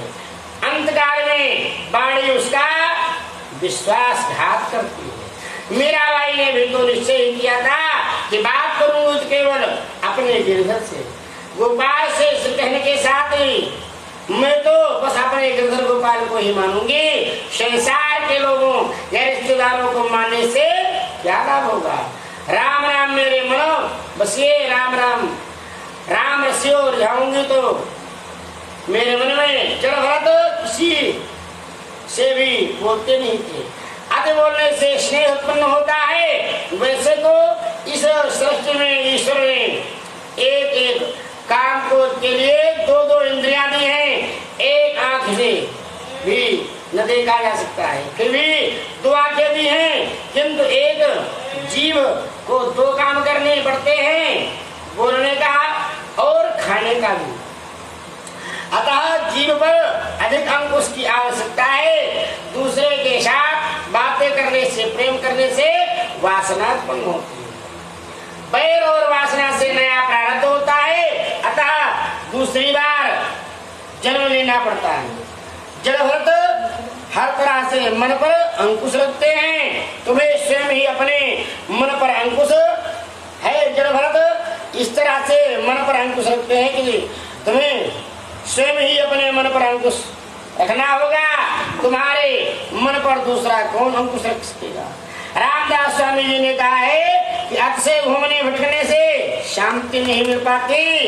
जड़ भरत के पिता उन्हें पढ़ाने लगे और सोचने लगे कि लिख पढ़कर मेरा पुत्र पंडित होगा, किंतु उनको पंडिताई निराली हुई। उनकी पंडिताई सच्ची थी। सच्ची पंडिताई कौन सी थी। भरत जी यो जानते तो सब कुछ, फिर भी मंत्रोच्चारण अच्छे ढंग से नहीं करते थे। वे अपना ज्ञान प्रसिद्ध नहीं करना चाहते। जड़ भरत जी भगवान के स्मरण में ही लीन रहते। ज्ञान और भक्ति के परिपक्व होने पर ही जीव संसार रूपी व्रत से उसी तरह अलग हो सकता है जिस तरह परिपक्व होने पर फल अपने आप व्रत से अलग हो जाते हैं। माता पिता ने शरीर का त्याग किया तो जड़ भरत जी पागल की भांति घूमने लगे। पागल से लगते तो थे, किंतु वो एक क्षण मात्र के लिए श्री कृष्ण को भूलते नहीं। जड़ भरत जी ने बताया कि भोजन किस प्रकार किया जाए। स्वाद की अपेक्षा के लिए केवल शरीर के पालन पोषण के लिए किया जाए के लिए ही भोजन करना चाहिए। जड़ भरत जी के भाई उन्हें पिसे हुए तिल धान्य का कूड़ा, सड़े हुए उड़द आदि खाने के लिए देते थे। उन वस्तुओं को भी अमृत के समान मानकर वे खा लेते थे।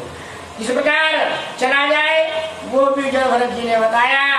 किसी भी जीव की हिंसा न हो जाए ऐसा सोचकर वे रास्ते देख कर चलते थे। धरती पर दृष्टि रखते हुए चलना चाहिए। हरदम सोचो कि कहीं तुमसे किसी जीव की हिंसा न हो जाए। भरत जी औरों के काम भी करते थे। भाइयों ने उन्हें खेत के चारों ओर मेड़ मिट्टी की छोटी सी दीवार बनाने के लिए कहा। भरत जी ने सोचा कि मैं आज यह काम करूंगा तो मुझे दूसरा काम सौंपेंगे। अतः उन्होंने मेड़ बांधने की जगह गड्ढा बना दिया। एक दिन भाई ने खेत की देखभाल करने को कहा तो भरत जी ने गायों को खेत में चरने के लिए छोड़ दिया। भरत जी गायों को रोकते नहीं थे। वे कहते थे खाने वाला राम, खिलाने वाला राम, तो रोकने का मेरा क्या काम। जगत के समक्ष मानव वे नाटक कर रहे थे कि वे पागल हैं। ज्ञानी पुरुषों के ध्यान में लोक संग्रह बाधा रूप है। संसारिक व्यवहार की कभी माया न लग जाए, इसलिए वे परमात्मा नारायण की आराधना करते हुए एक दिन खेत में बैठे हुए थे। एक भील राजा के संतान थे। उन्होंने मनौती मांगी हुई थी कि संतान होगी तो मैं भद्रकाली को नर बलि की भेंट चढ़ाऊंगा। पुत्र का जन्म हुआ। राजा ने आज्ञा दी कि किसी नर को ले आओ। राजसेवकों ने जड़ भरत को उस खेत में देखा। उन्होंने सोचा कि यह अच्छा तगड़ा है, इसे ही जो न पकड़ ले जाए। संसार के लोगों की दृष्टि में संत पागल है और संतों की दृष्टि में संसार के सुखों में फंसे हुए लोग पागल हैं। उस भील से राजसेवकों ने भी भरत जड़ भरत जी को पागल ही मान लिया। वे उन्हें पकड़कर भद्रकाली के मंदिर में ले गए। माता जी को बलिदान तो किंतु किसी जीव का नहीं। काम, क्रोध, लोभ आदि दुर्गुणों ही पशु हैं, उन्हीं का बलिदान दो।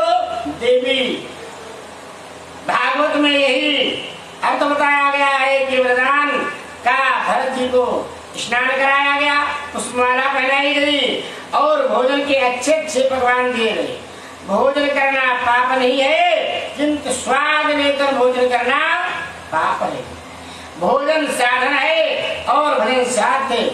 भरत जी जड़ भरत जी भोजन करते थे, किंतु उनका भोजन भजन के लिए था।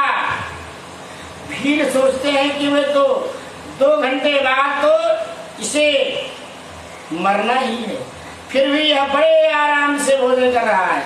इसके बाद वे जलभरत जी को मंदिर के अंदर ले गए।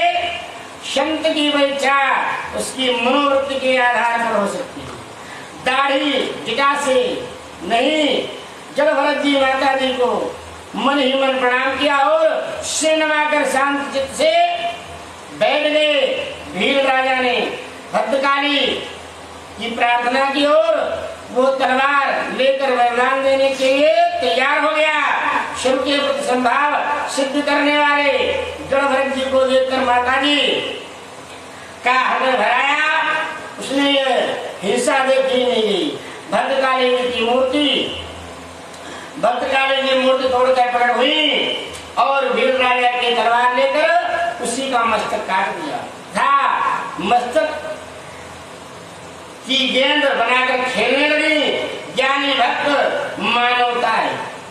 यदि शास्त्र भाव भगवान उसकी रक्षा हेतु खड़े हुए हैं, दो हाथों वाला मनुष्य भला क्या कर पाएगा। ज्ञानी भक्त माता जी को बहुत प्यारे होते हैं। ज्ञानी पुरुष अपने मन को एक क्षण के लिए भी ईश्वर से अलग नहीं होने देते। उसकी दृष्टि ब्रह्ममयी होती है। एक समय सिंधु देश के राजा राहुगण कपिल मुनि के पास ब्रह्म ज्ञान प्राप्त करने के लिए गए। तत्वाधान की विद्या प्राप्त करने के लिए वे पालकी में बैठकर कपिल मुनि के आश्रम में की ओर चल पड़े। पालकी उठाकर चलने वाले सेवकों में से एक ही भाग गया तो राजा ने कहा कि जो भी मिले उसे पकड़ कर लाओ। वैष्णव जन भगवत इच्छा से ही जीते हैं। ज्ञानी प्रारब्ध कर्म भुगतने की इच्छा से जीते हैं। ज्ञानी जन अनिच्छा से को प्रारब्ध देते हैं तो वैष्णव जन उसमें भगवत इच्छा के दर्शन करते हैं। साधक के लिए स्पष्ट आज्ञा है कि चार हाथ के आगे दृष्टि चली जाए। दृष्टि के चंचल होने से मन भी चंचल हो जाता है। राज से तो पालकी उठाने के लिए जलभरत को पकड़ लाए कि यह तगड़ा है, अतः ठीक काम आएगा। उन्होंने पालकी उठाई। आज तक कई बार जो पालकी में बैठे थे वही आज पालकी उठा रहे हैं। यही उनका प्रारब्ध था। प्रारब्ध भुगतना ही पड़ता है। अंतिम जन्म लेने पर भी पालकी उठानी पड़ी। भरत जी जलभरत जी नीचे देखते हुए चल रहे थे कि कहीं मुझसे किसी जीव की हत्या न हो जाए। उन्हें तो प्रत्येक जीव में भगवान के दर्शन होते थे। भरत जी सोचते थे कि अब मेरा कुछ भी प्रारब्ध रह गया है, मरेगा तो मेरा शरीर ही, मैं तो नारायण से मिल जाऊंगा। मुझे सावधान रहना है। असावधान रहने से काम क्रोध लोभ आज सिर पर सवार हो जाते हैं। निर्भय बनो। निर्भयता तभी आती है जब जीव हमेशा परमात्मा के सानिध्य का सुख का अनुभव करता है। जलभरत जी रास्ते में प्रभु को मानते चलते हैं। मन को शुद्ध करने के लिए भरत जी की आतुरता बढ़कर भगवान अदृश्य हो जाते हैं। भगवान के दर्शन होने पर भरत जी व्याकुल हो गए हैं। रोने लगे, प्रार्थना करने लगे, मुझे जगत में भटकना नहीं है। नाथ, मुझे कब अपनी शरण में लोगे? मेरा प्रारब्ध कब समाप्त होगा? अब भी तुम्हें परमात्मा के दर्शन क्यों नहीं? अब भी मुझे परमात्मा के दर्शन क्यों नहीं होते हैं? यह सोच सोच कर वे रोते हैं, आंसू बहाते हैं। रास्ते में चींटी दिखती तो भरत जी उसे बचाने की कोशिश करते। ऐसा करने से पालकी के ऊपरी हिस्से से राजा का सिर टकरा जाता है। राजा ने सेवकों से कहा कि अच्छी तरह से चलो, मुझे असुविधा हो रही है। उन तीन सेवकों ने कहा हम तो ठीक तरह से चल रहे हैं, यह नया सेवक ठीक ढंग से नहीं चल रहा है। कभी रुकता है, कभी दौड़ता है, कभी कूदता है, कभी हंसता है, कभी रोता है। यह पागल सा ही है, यही सताता है। राजा ने जलभरत से व्यंग में कहा तू तो बिल्कुल दुबला पतला है, तेरे अंग भी कितने दुबले पतले हैं, अतः तू ठीक से कैसे कर सकता है? रघुगण ने सोचा कि अब मैं भरत पर दृष्टि रखूंगा। भरत जी सोच रहे हैं कि रास्ते में कोई जीव कुचल न जाएगा तो कोई जीव कुचल जाएगा तो पाप होगा। भरत जी चिट्ठी में भी कन्हैया को देखते हैं, किसी न किसी एक ही घेरे में नहीं रहते जो सभी में कृष्ण का दर्शन करे, वही तो सच्चे अर्थों में वैष्णव है। चल भरत ने राजा के कहने पर ध्यान नहीं दिया। चीटी को देखकर भरत जी ने छलांग लगा दी तो राजा का सिर पालकी के ऊपर ऊपरी से दंड से चिरा गया। राजा यह सहन न कर सके तो वे क्रोधित होकर द्रौपदी का अपमान करने लगे। अरे तू जीते ही मरा हुआ है, तूने भान नहीं है कि तू क्या कर रहा है। अच्छी तरह से चल, भस्म में छिपी हुई अग्नि जिस तरह दिखाई नहीं देती उसी प्रकार ब्रह्म के चिंतन में लीन ज्ञानी पहचान नहीं जा सकते। एक बार फिर राजा का सिर टकरा गया तो वह क्रोध हो गया। उन्होंने कहा कि मैं रघुगण राजा हूँ, तुझे दंड दूंगा। भरत ने राजा से कहा तो एक भी पैसा लिया है और नहीं इसका कुछ खाया है, फिर भी यह मारने को तैयार है हो गया है। भरत को मारने का राजा को क्या अधिकार है भला। राजा अभिमानी थे, वो मधांध हो गए, कुछ भी बोलने की भरत जी की इच्छा नहीं थी। उन्होंने सोचा कि शरीर पुष्ट है, दुबलापन भी शरीर का अर्थ है, आत्मा को तो कुछ भी नहीं होगा। यह राजा मेरे शरीर से ही बातें करता है, अतः इसके साथ बोलना जरूरी नहीं, मैं मौन ही रहूंगा। भरत जी फिर सोचने लगे कि मेरा अपमान कुछ भी महत्व नहीं रखता, किंतु मैंने से उठाया है वो रघुगण राजा यदि नरकवासी होगा तो पृथ्वी से सत्संग की महिमा नष्ट हो जाएगी। लोग कहेंगे कि महाज्ञानी जड़भरत जी ने जिसको अपने कंधे पर उठाया वो भी नरकवासी ही हुए। जगत में सत्संग की बड़ी महिमा है, चाहे जो भी हो, किंतु राजा को जब मैं अपने कंधे पर रखा ही है तो मैं उसका उद्धार भी करूंगा। उन्होंने राजा को उपदेश देने का निश्चय किया। सत्संग की महिमा को निभाने के लिए आज जड़भरत जी ने बोलना चाहा। आज तक वे मौन ही रहे थे, राजा के लिए उन्होंने दया आई। राजा का कल्याण हो। कपिल मुनि के आश्रम में तत्व ज्ञान का उपदेश प्राप्त करने के लिए जा रहा हूँ। उपदेश लेने के लिए 3 होकर जाना चाहिए, जबकि वो राजा तो अपना अहम भाव साथ लेकर जा रहा है। वो अभिमान लेकर जाएगा तो ऋषि उसे विद्या नहीं देंगे। आज से उसे अधिकारी बनाऊंगा। रघुगण राजा भाग्यशाली है, भागवत के संत मिथ्याभाषी होते हैं। सुदामा भी बहुत कम बोलते थे, मौन रहने से माया का बंधन करता है। अपना अपमान मैं तो सह लूंगा, किंतु परमात्मा सहन नहीं करेंगे, वे इसे दंड देंगे। यह सोचकर भरत जी की बोलने की इच्छा हुई। राजा का कल्याण करने का मन में ही बोला तो ऐसा बोलो कि ताकि सुनने वाले का कल्याण हो। भरत जी कहने लगे कि हे राजन, यह सत्य है कि मैं पुष्ट हूँ, पर तुम्हारे ग्रहण से न तो मेरी निंदा हुई है और नहीं उपहास। मोटापन या दुबलापन तो शरीर का धर्म है, इससे आत्मा का कोई संबंध नहीं है। हे राजन, मैं तो जीते जी मरा हुआ हूँ, ऐसा जो तुमने कहा है वह भी सत्य ही है, क्योंकि सारा जगत जीते जी मृत सा ही होता है। यह पालकी भी मरी हुई है और इसमें बैठे हुए तुम भी जीते होने पर भी मरे हुए ही हो।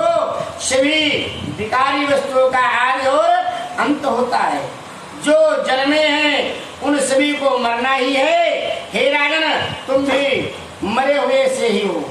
यह शरीर शव के समान ही है। आत्मा और शरीर के धर्म भिन्न है। आत्मा निर्लोक है। आत्मा का मन इष्टा है, साक्षी है। ज्ञानी पुरुष ईश्वर के सिवा अन्य किसी वस्तु का या व्यक्ति को शक्ति नहीं मानते। सभी जीवों में परमात्मा विद्यमान है। फिर इसमें कौन राजा और कौन सेवक? व्यवहार दृष्टि से ये भेदभाव, अन्यथा तात्विक दृष्टि से तुम्हें और तुम एक ही हो। है राजा केवल ईश्वर सत्य है। तुमने जो मुझसे कहा है कि तुम मुझे मारोगे तो बताओगे कि शरीर को मारने से मेरी चाल तो नहीं बदल जाएगी। शरीर की पिटाई होने पर भी मैं सुखी या दुखी नहीं होता। ये सब तो शरीर के धर्म है। शरीर को शक्ति देता है मन, और मन को शक्ति देती है बुद्धि।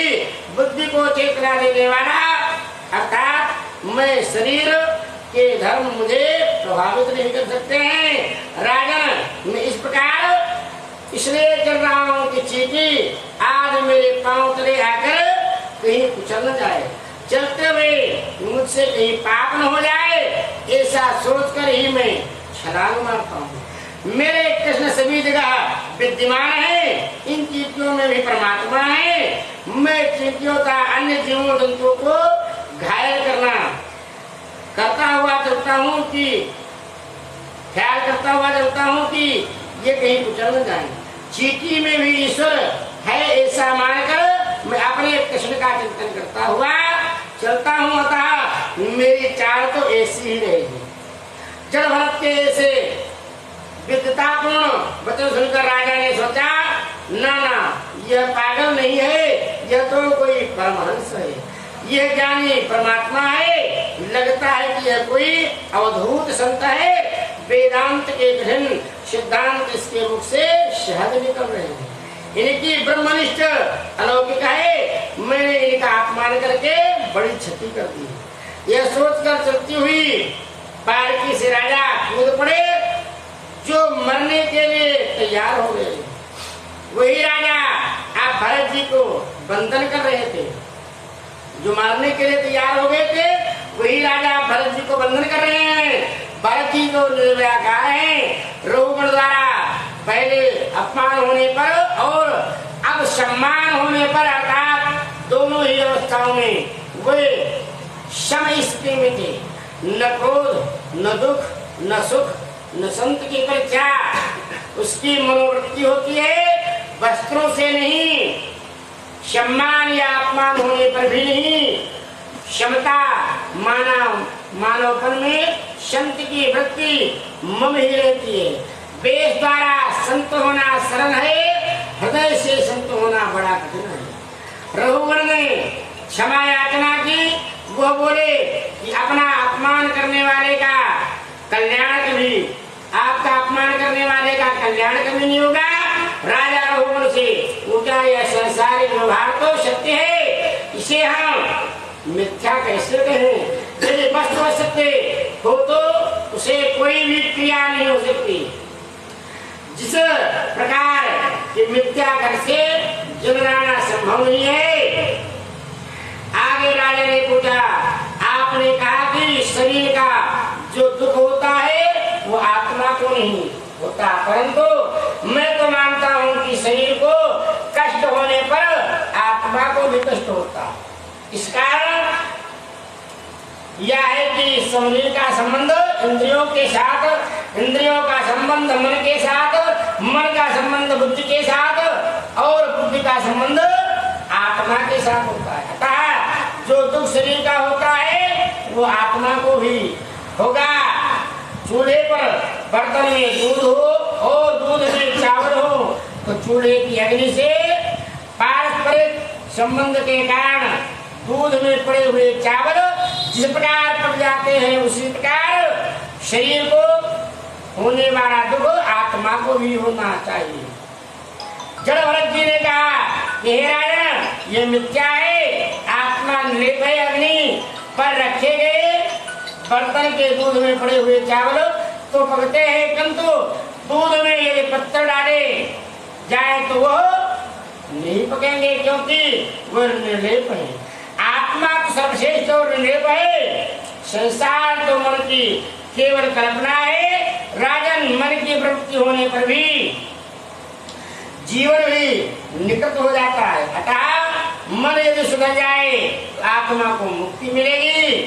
एक बार मेरा मन मृग शावक में फंस गया तो मुझे भी मृगी होने में जन्म लेना पड़ा। अतः मैं सावधान हो गया हूँ। राजन, यह उपदेशक व्यवहारिक मन का है। माता को अपनी संतान का बोझ नहीं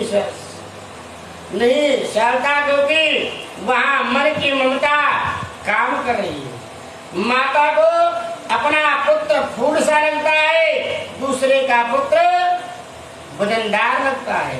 अपना पुत्र वजनदार होने पर भी माता को फूल सा लगता है, जबकि दूसरों के पुत्र का वजन बोझ सा लगता है। उसका कारण मन है। मन कहता है कि यह अपना और यह पराया है। राजन, ये सब तो मन के धर्म हैं, ये सब तो मन के ही खेल हैं। मन के खेल के कारण ही मुझे कभी मृग होना पड़ा था। मन को सुधारना पर ही जगत सुधरता है। मन मृग शावक में फंस गया था, अतः मुझे पशु बनना पड़ा। राजन, तुम तो केवल कच्छप देश के ही राजा हो। मैं तो भरत खंड का राजा था, फिर भी मेरी दुर्दशा हो गई थी। विषयासक्त मन जीव को सांसारिक संकट में फंसाता है, और वही मन विषयरहित होने पर भी जीव को शांति में मोक्ष पद की प्राप्ति कराता है। जीव में सांसारिक बंधन का कारण रूप जीव ही है, और वही मन के मोक्ष का कारण रूप भी है। मनुष्य का मन यदि विषयासक्त हो जाए तो वो सांसारिक दुखता बन जाता है, दुखड़ा बन जाता है।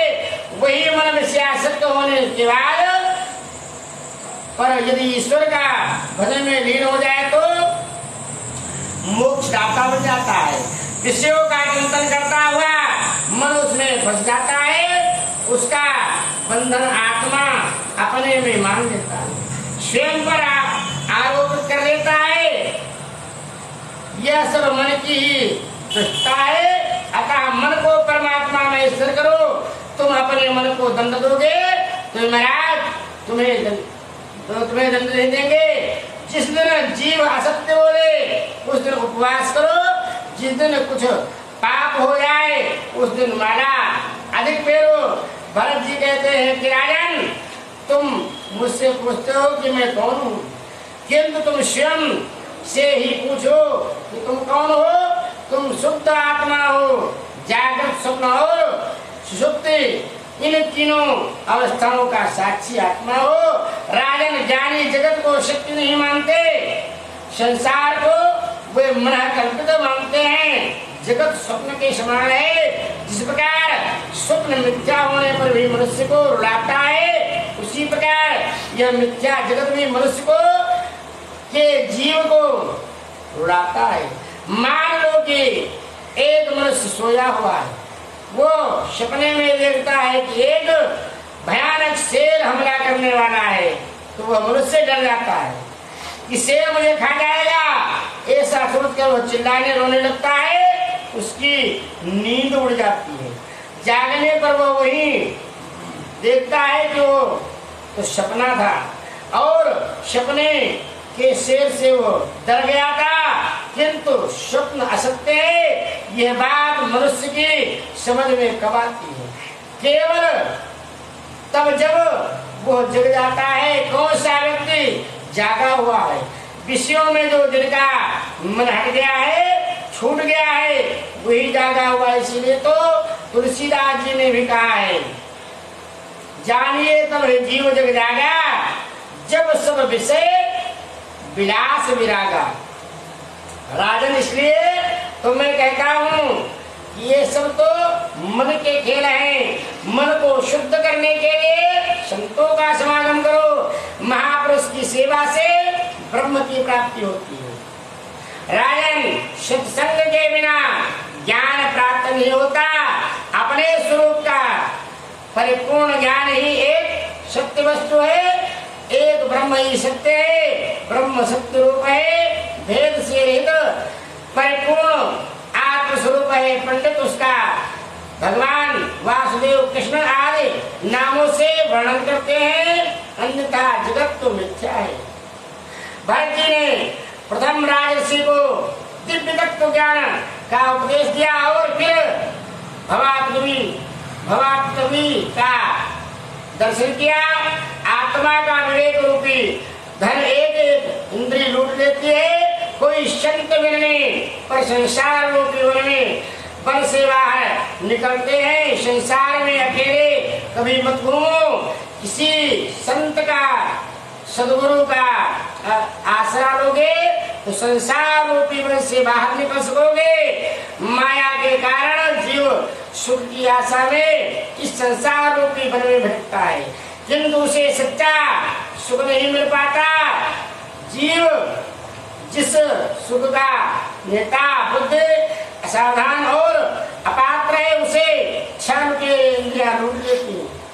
उसका धर्म स्वरूप भी धनुष जाता है। बड़ी सी टोली में भी प्रसादी भेड़ को जिस प्रकार भेड़िए खींच लेते हैं, उसी प्रकार जीव संघ के प्रमादी मनुष्य को शंकरा आदि स्त्री संतान खींच ले जाते हैं। यह वन संसार बेलों और जालों से ग्रस्त आश्रम से व्याप्त है। मच्छरों से, काम कर्मों से यह जो जन समुदाय पीड़ा पाता रहता है। उस वन में जीव समुदाय गंधर्व नगर को देखता है, पिशाच को खींचता है। कई बार तो धूधर भरी आंखों के कारण, हृदय से व्याप्त दृष्टि होने से और बाडंबर से उड़ती हुई धूल के कारण, बाडंबर की भांति बनवाने वाली स्त्री के कारण दिशाओं के जीवों को वो ज्ञान नहीं पाता। वो जन समुदाय भूख से व्याकुल होने पर अविद्ध वृक्षों का, मनुष्यों का आश्रय लेता है। उसे जब त्रसास आती है तो वो वृक्षों का मृगजाल के निष्फल विषयों के ओर दौड़ता है। कई बार निर्जला नदी की दुखदायी मार्ग की ओर दौड़ता है। कभी जल पा जाता है तो वो वन के यक्ष राजा उसका प्राण धन हर देते हैं। चलते चलते उसके पांव कांटों ककड़ों से कई प्रकार से संकटों में बिखराते हैं। इस संग के मनुष्य को कभी कभी सर्प निंद्रा काटते रहता, वो सबसा हो जाता है। कभी उसे हिंसक पशु दुर्जन काटते, कभी अंध विवेक का कष्ट बनकर वो अंधी की मृत्यु से वो भयभीत होता है। सुखी होता है तो कभी दुखी होता है। जीव जब भगवान के चरणों का आश्रय ग्रहण करता है कभी कृतार्थ होता है। संक्षिप्त शब्दों में कहे तो यह संसार मार्ग दारुण दुर्गम और अभयंकर मन को विषयासक्त किए बिना श्री हरि की सेवा में तीक्ष्ण बनी हुई ज्ञान कृपा को लेकर इस संसार वन में उस ओर पहुंच जाओ। भरत जी ने प्रथम शिक्षा दी और फिर दीक्षा भगवत शरीर का आश्रय लेने वाला कृतार्थ हो जाता है। भरत जी ने प्रभु का हृदय करते हुए शरीर त्याग किया। इसके आगे भारतवंशी राजाओं का वर्णन किया। इसके बाद आता है भारतवर्ष के उपास्य देव और उपासक भक्तों का वर्णन। भगवान नरसिंह के भक्त इन मंत्रों का जप करते हैं। ओम नमो भगवते नरसिंहाय नमस्ते जस्वे नमः। मैं ओंकार स्वरूप भगवान नरसिंह देव को नमस्कार करता हूँ।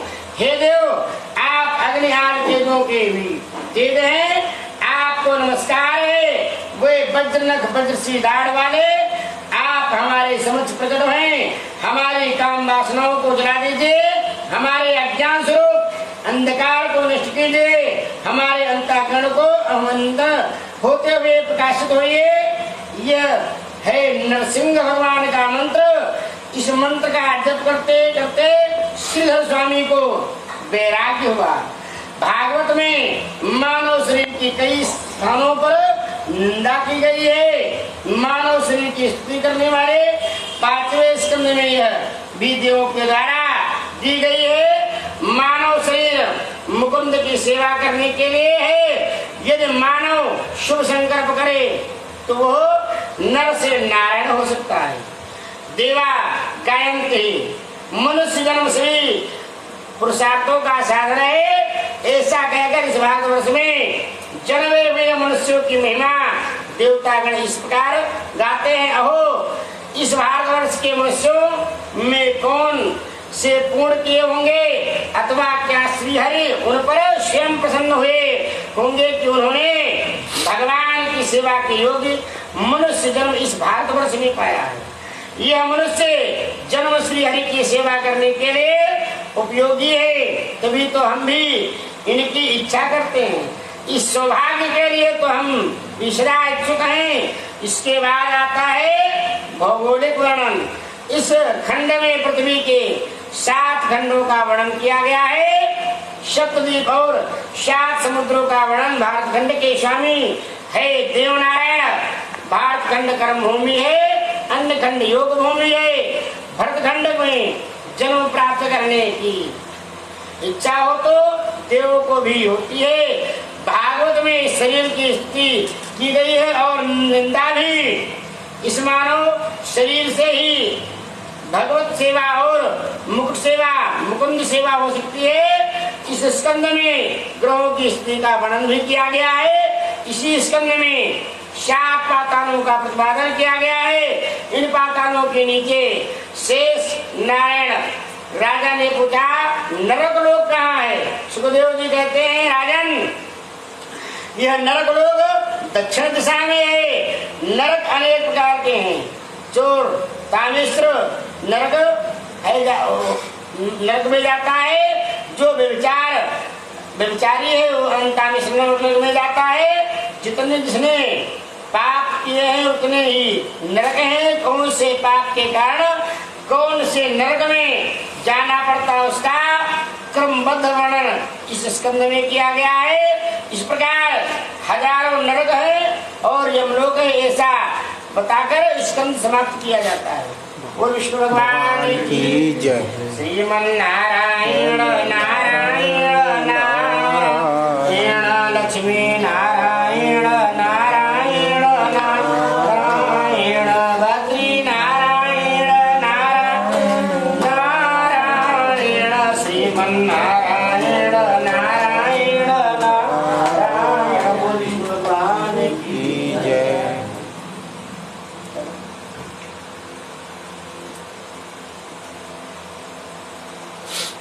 बोलती लाएंगे अभी कौन सी गिरा कोई आई ना लक्ष्मी जी क्या वो कहना है कि वे कौन गए हैं तो लक्ष्मी का कौन गए हैं मतलब कि लक्ष्मी का नाम ले तो कर लिया बात तो कर लो बता दो तब पता है मैं लक्ष्मी का कैसे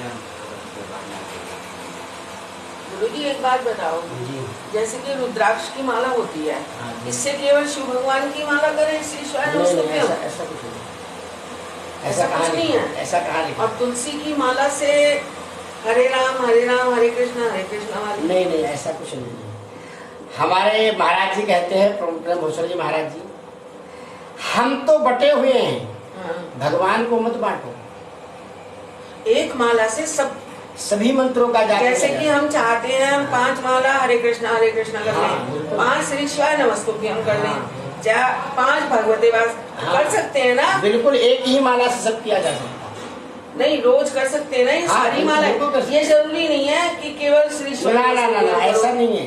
ऐसा हमारे महाराज जी कहते हैं भगवान को मत बांटिए, हम तो बटे हुए हैं। ये तो सब एक है। भगवान को एक ही माला से जाप कीजिए, तीनों एक ही मंदिर में सभी देवताओं को विराजमान कीजिए, हाँ। एक ही दीपक जलाइए, हाँ। और एक ही आसन में बैठ करके सबकी स्तुति पूजा कीजिए।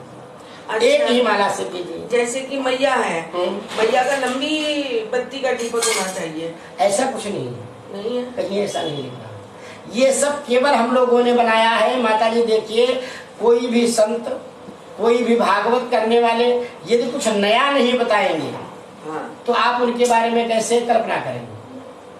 कहते हैं ना, प्रदीप मिश्रा जी बहुत बढ़िया बताते हैं, सब कुछ न कुछ अलग बताएंगे। इसलिए केवल इसीलिए हमारी पूछ वहाँ ज्यादा होगी। अगर ऐसा कुछ चला है तो कोई दोष तो नहीं है ना? बिल्कुल नहीं है। इसमें बताया गया है जो भी आप पूजा करो बिल्कुल अज्ञानी बनकर, माता क्या ज्ञान है? हाँ, माता पिता के पास में आप कभी भी जाओ, कितनी भी उम्र में जाओ, बालक बन करके जाना था। लेकिन आज माता जी क्या है, मैं कई परिवारों में देखता हूँ, बाप से माँ से कहते हैं तुझे ये नहीं करना चाहिए था।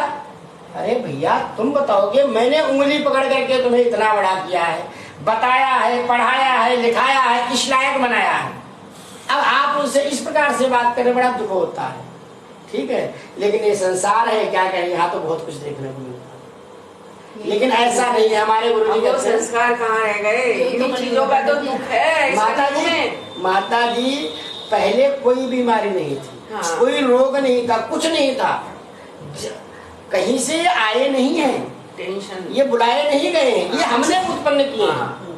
हमारा बोल चाल, खान पीन जो है, प्रेम भाव, इससे कोई तो सोच लेता, कोई नहीं सोचता। 100 बीमारी हो गई। जब माता पिता, देखिए कहते हैं माता पिता जी निरोगी कब बनते हैं? क्योंकि इस उम्र में जाकर के वो फ्री हो गए। वो बच्चों के साथ में जितना खेलेंगे उतना निरोगी रहेंगे। वो जब बिस्तर पे पड़े हैं तो 100 बीमारी हो जाएंगी। ठीक है, फिर कहते हैं पिताजी के हमारे पैरालिसिस हो गया, फलाना हो गया, लिखना हो जाएगा, अपने आप हो जाएगा। जो व्यक्ति 24 घंटे चलता था, ठीक है, ये अवस्था आ गई। अब ये अवस्था देके भगवान ने उसका भी साधन दिया है कि आप पोती पोतों के साथ में जितना खेलोगे उतना सुखी रहोगे। अब क्या होता है, पोती पोते को ताला में नहीं, बाबा के पास नहीं जाना, दादी के पास, बुरी बात सिखाएंगे। अरे हम, उन्होंने अपने बच्चे को बुरी बात नहीं सिखाई, इस लायक बना दिया, अब पोते को बुरी बात सिखाएंगे। आप अपने बच्चों को बुरी बात सिखा गुरुजी ऐसा नहीं सोचते। जैसे कोई किसी के साथ कुछ गलत कर दे तो वो हमारा पिछले जन्म का कर्म है। वो हमारा अपना पूर्व कर्म। हमारे ऋषि जी हुए हैं तो उनको सूली पे चढ़ा दिया गया था। कोई बात नहीं, जब वो अपना फिर गायत्री मंत्र का जाप कर रहे, उनका काम क्या था? केवल भगवान का भजन करना। ठीक है, जाप करने लगे तो राजा ने देखा कि ये तो कोई बहुत बड़े तपस्वी मुनि दिखाई दे रहे हैं। उन्होंने उतारा उसको, महाराज हमसे गलती होगी, हमें क्षमा कर दो।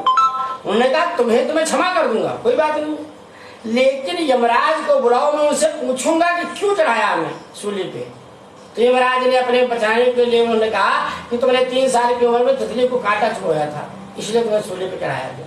तो हमारे जितने भी पूर्व जन्म होंगे, कर्म होंगे, कुछ न कुछ तो उनको भुगतना ही पड़ेगा। वो चाहे कोई आकर के हमें कष्ट दे, हमें स्वयं ठोकर लग जाए या कुछ भी हो जाए हमारे साथ में, जो हमने कोई करे, हाँ, जो हमने पूर्व जन्म में किया है वो हमें भुगतना ही पड़ेगा। तो इसलिए कम से कम उस चीज से ये शिक्षा लो कि आगे हमसे कोई ऐसा कार्य न हो जाए जो हमें आगे जाकर के भुगतना पड़े। मान लो हमने पूरे जीवन यही सोचा हो, हमसे कोई गलत ना हो, और हम करा भी नहीं, और मान लो अचानक में तो बहुत सारे काम होते हैं। बिल्कुल होते हैं, बहुत सारी गलतियां होती हैं जो हम पूजा पाठ करते हैं सब उनके पाप नष्ट हो जाते हैं। फिर हमें यही तो सोचना पड़ता है, अरे हमारे सामने तो इसके कुछ नहीं करा, ये इसने ऐसा क्यों किया? तो वो पूर्व जन्म, ये सब हमारे पूर्व जन्म। और कहते ये भी है पूर्व जन्म कुछ नहीं है, सब यही की है। नहीं, ऐसा कुछ नहीं, सब पूर्व जन्म का है। देखिए मैं बताऊँ आपको, चलो भागवत रामायण सब अलग रख दो, बिल्कुल अलग रख दो, क्योंकि इनमें सब में बताया गया है ना कि ये तो पूर्व जन्म के कर्म होते हैं, सब उठा के अलग रख दो। आप एक कल्पना करो, बालक का जन्म हुआ, आप पंडित जी के पास गए, पंडित जी ने उसकी जन्म पत्री बनाई, पंडित जी ने कहा ये बहुत बड़ा ज्ञानी होगा या बहुत बड़ा अधिकारी बनेगा या बहुत बड़ा वो बनेगा। कहाँ से बता दिया उन्होंने? भाई उसने, बालक ने तो अब जन्म लिया है मृत्यु लोक में, तो इसके ऐसे कर्म कहाँ से हो गए? इसके कर्म नहीं हुए, सब पूर्व जन्मों का है। ये पिछले जन्म में क्या करके आया उस अनुसार आपको बताया गया। तो ये पिछले जन्म में बता देगा सब कुछ होता है। बहुत बड़ा वो बनेगा, तो पिछले जन्म की तो करूँगा। तो नहीं, अब जो जन्म लिया जभी तो बताओगे, इससे पिछले करूंगा। ना नहीं होता सब है। देखिए दादाजी, बुरा मत मानना, कोई व्यक्ति इतना उसमें लीन नहीं होना चाहता है। हमारे गुरु जी के पास में आज भी एक पुस्तक है, जो जन्म पत्री आपकी, जो कुंडली आपकी है, जितने ग्रह जितने अंश पे बैठे हुए हैं सब उस पुस्तक में लिखे हुए हैं, और उसके बाद में उसका फलादेश लिखा हुआ है।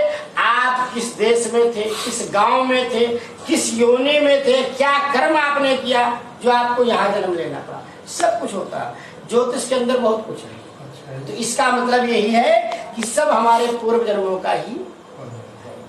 और अब जो हम कर रहे हैं, आप कह रहे हैं ना कि हमने पूजा किया हमें ये लाभ हो गया, ऐसा नहीं है।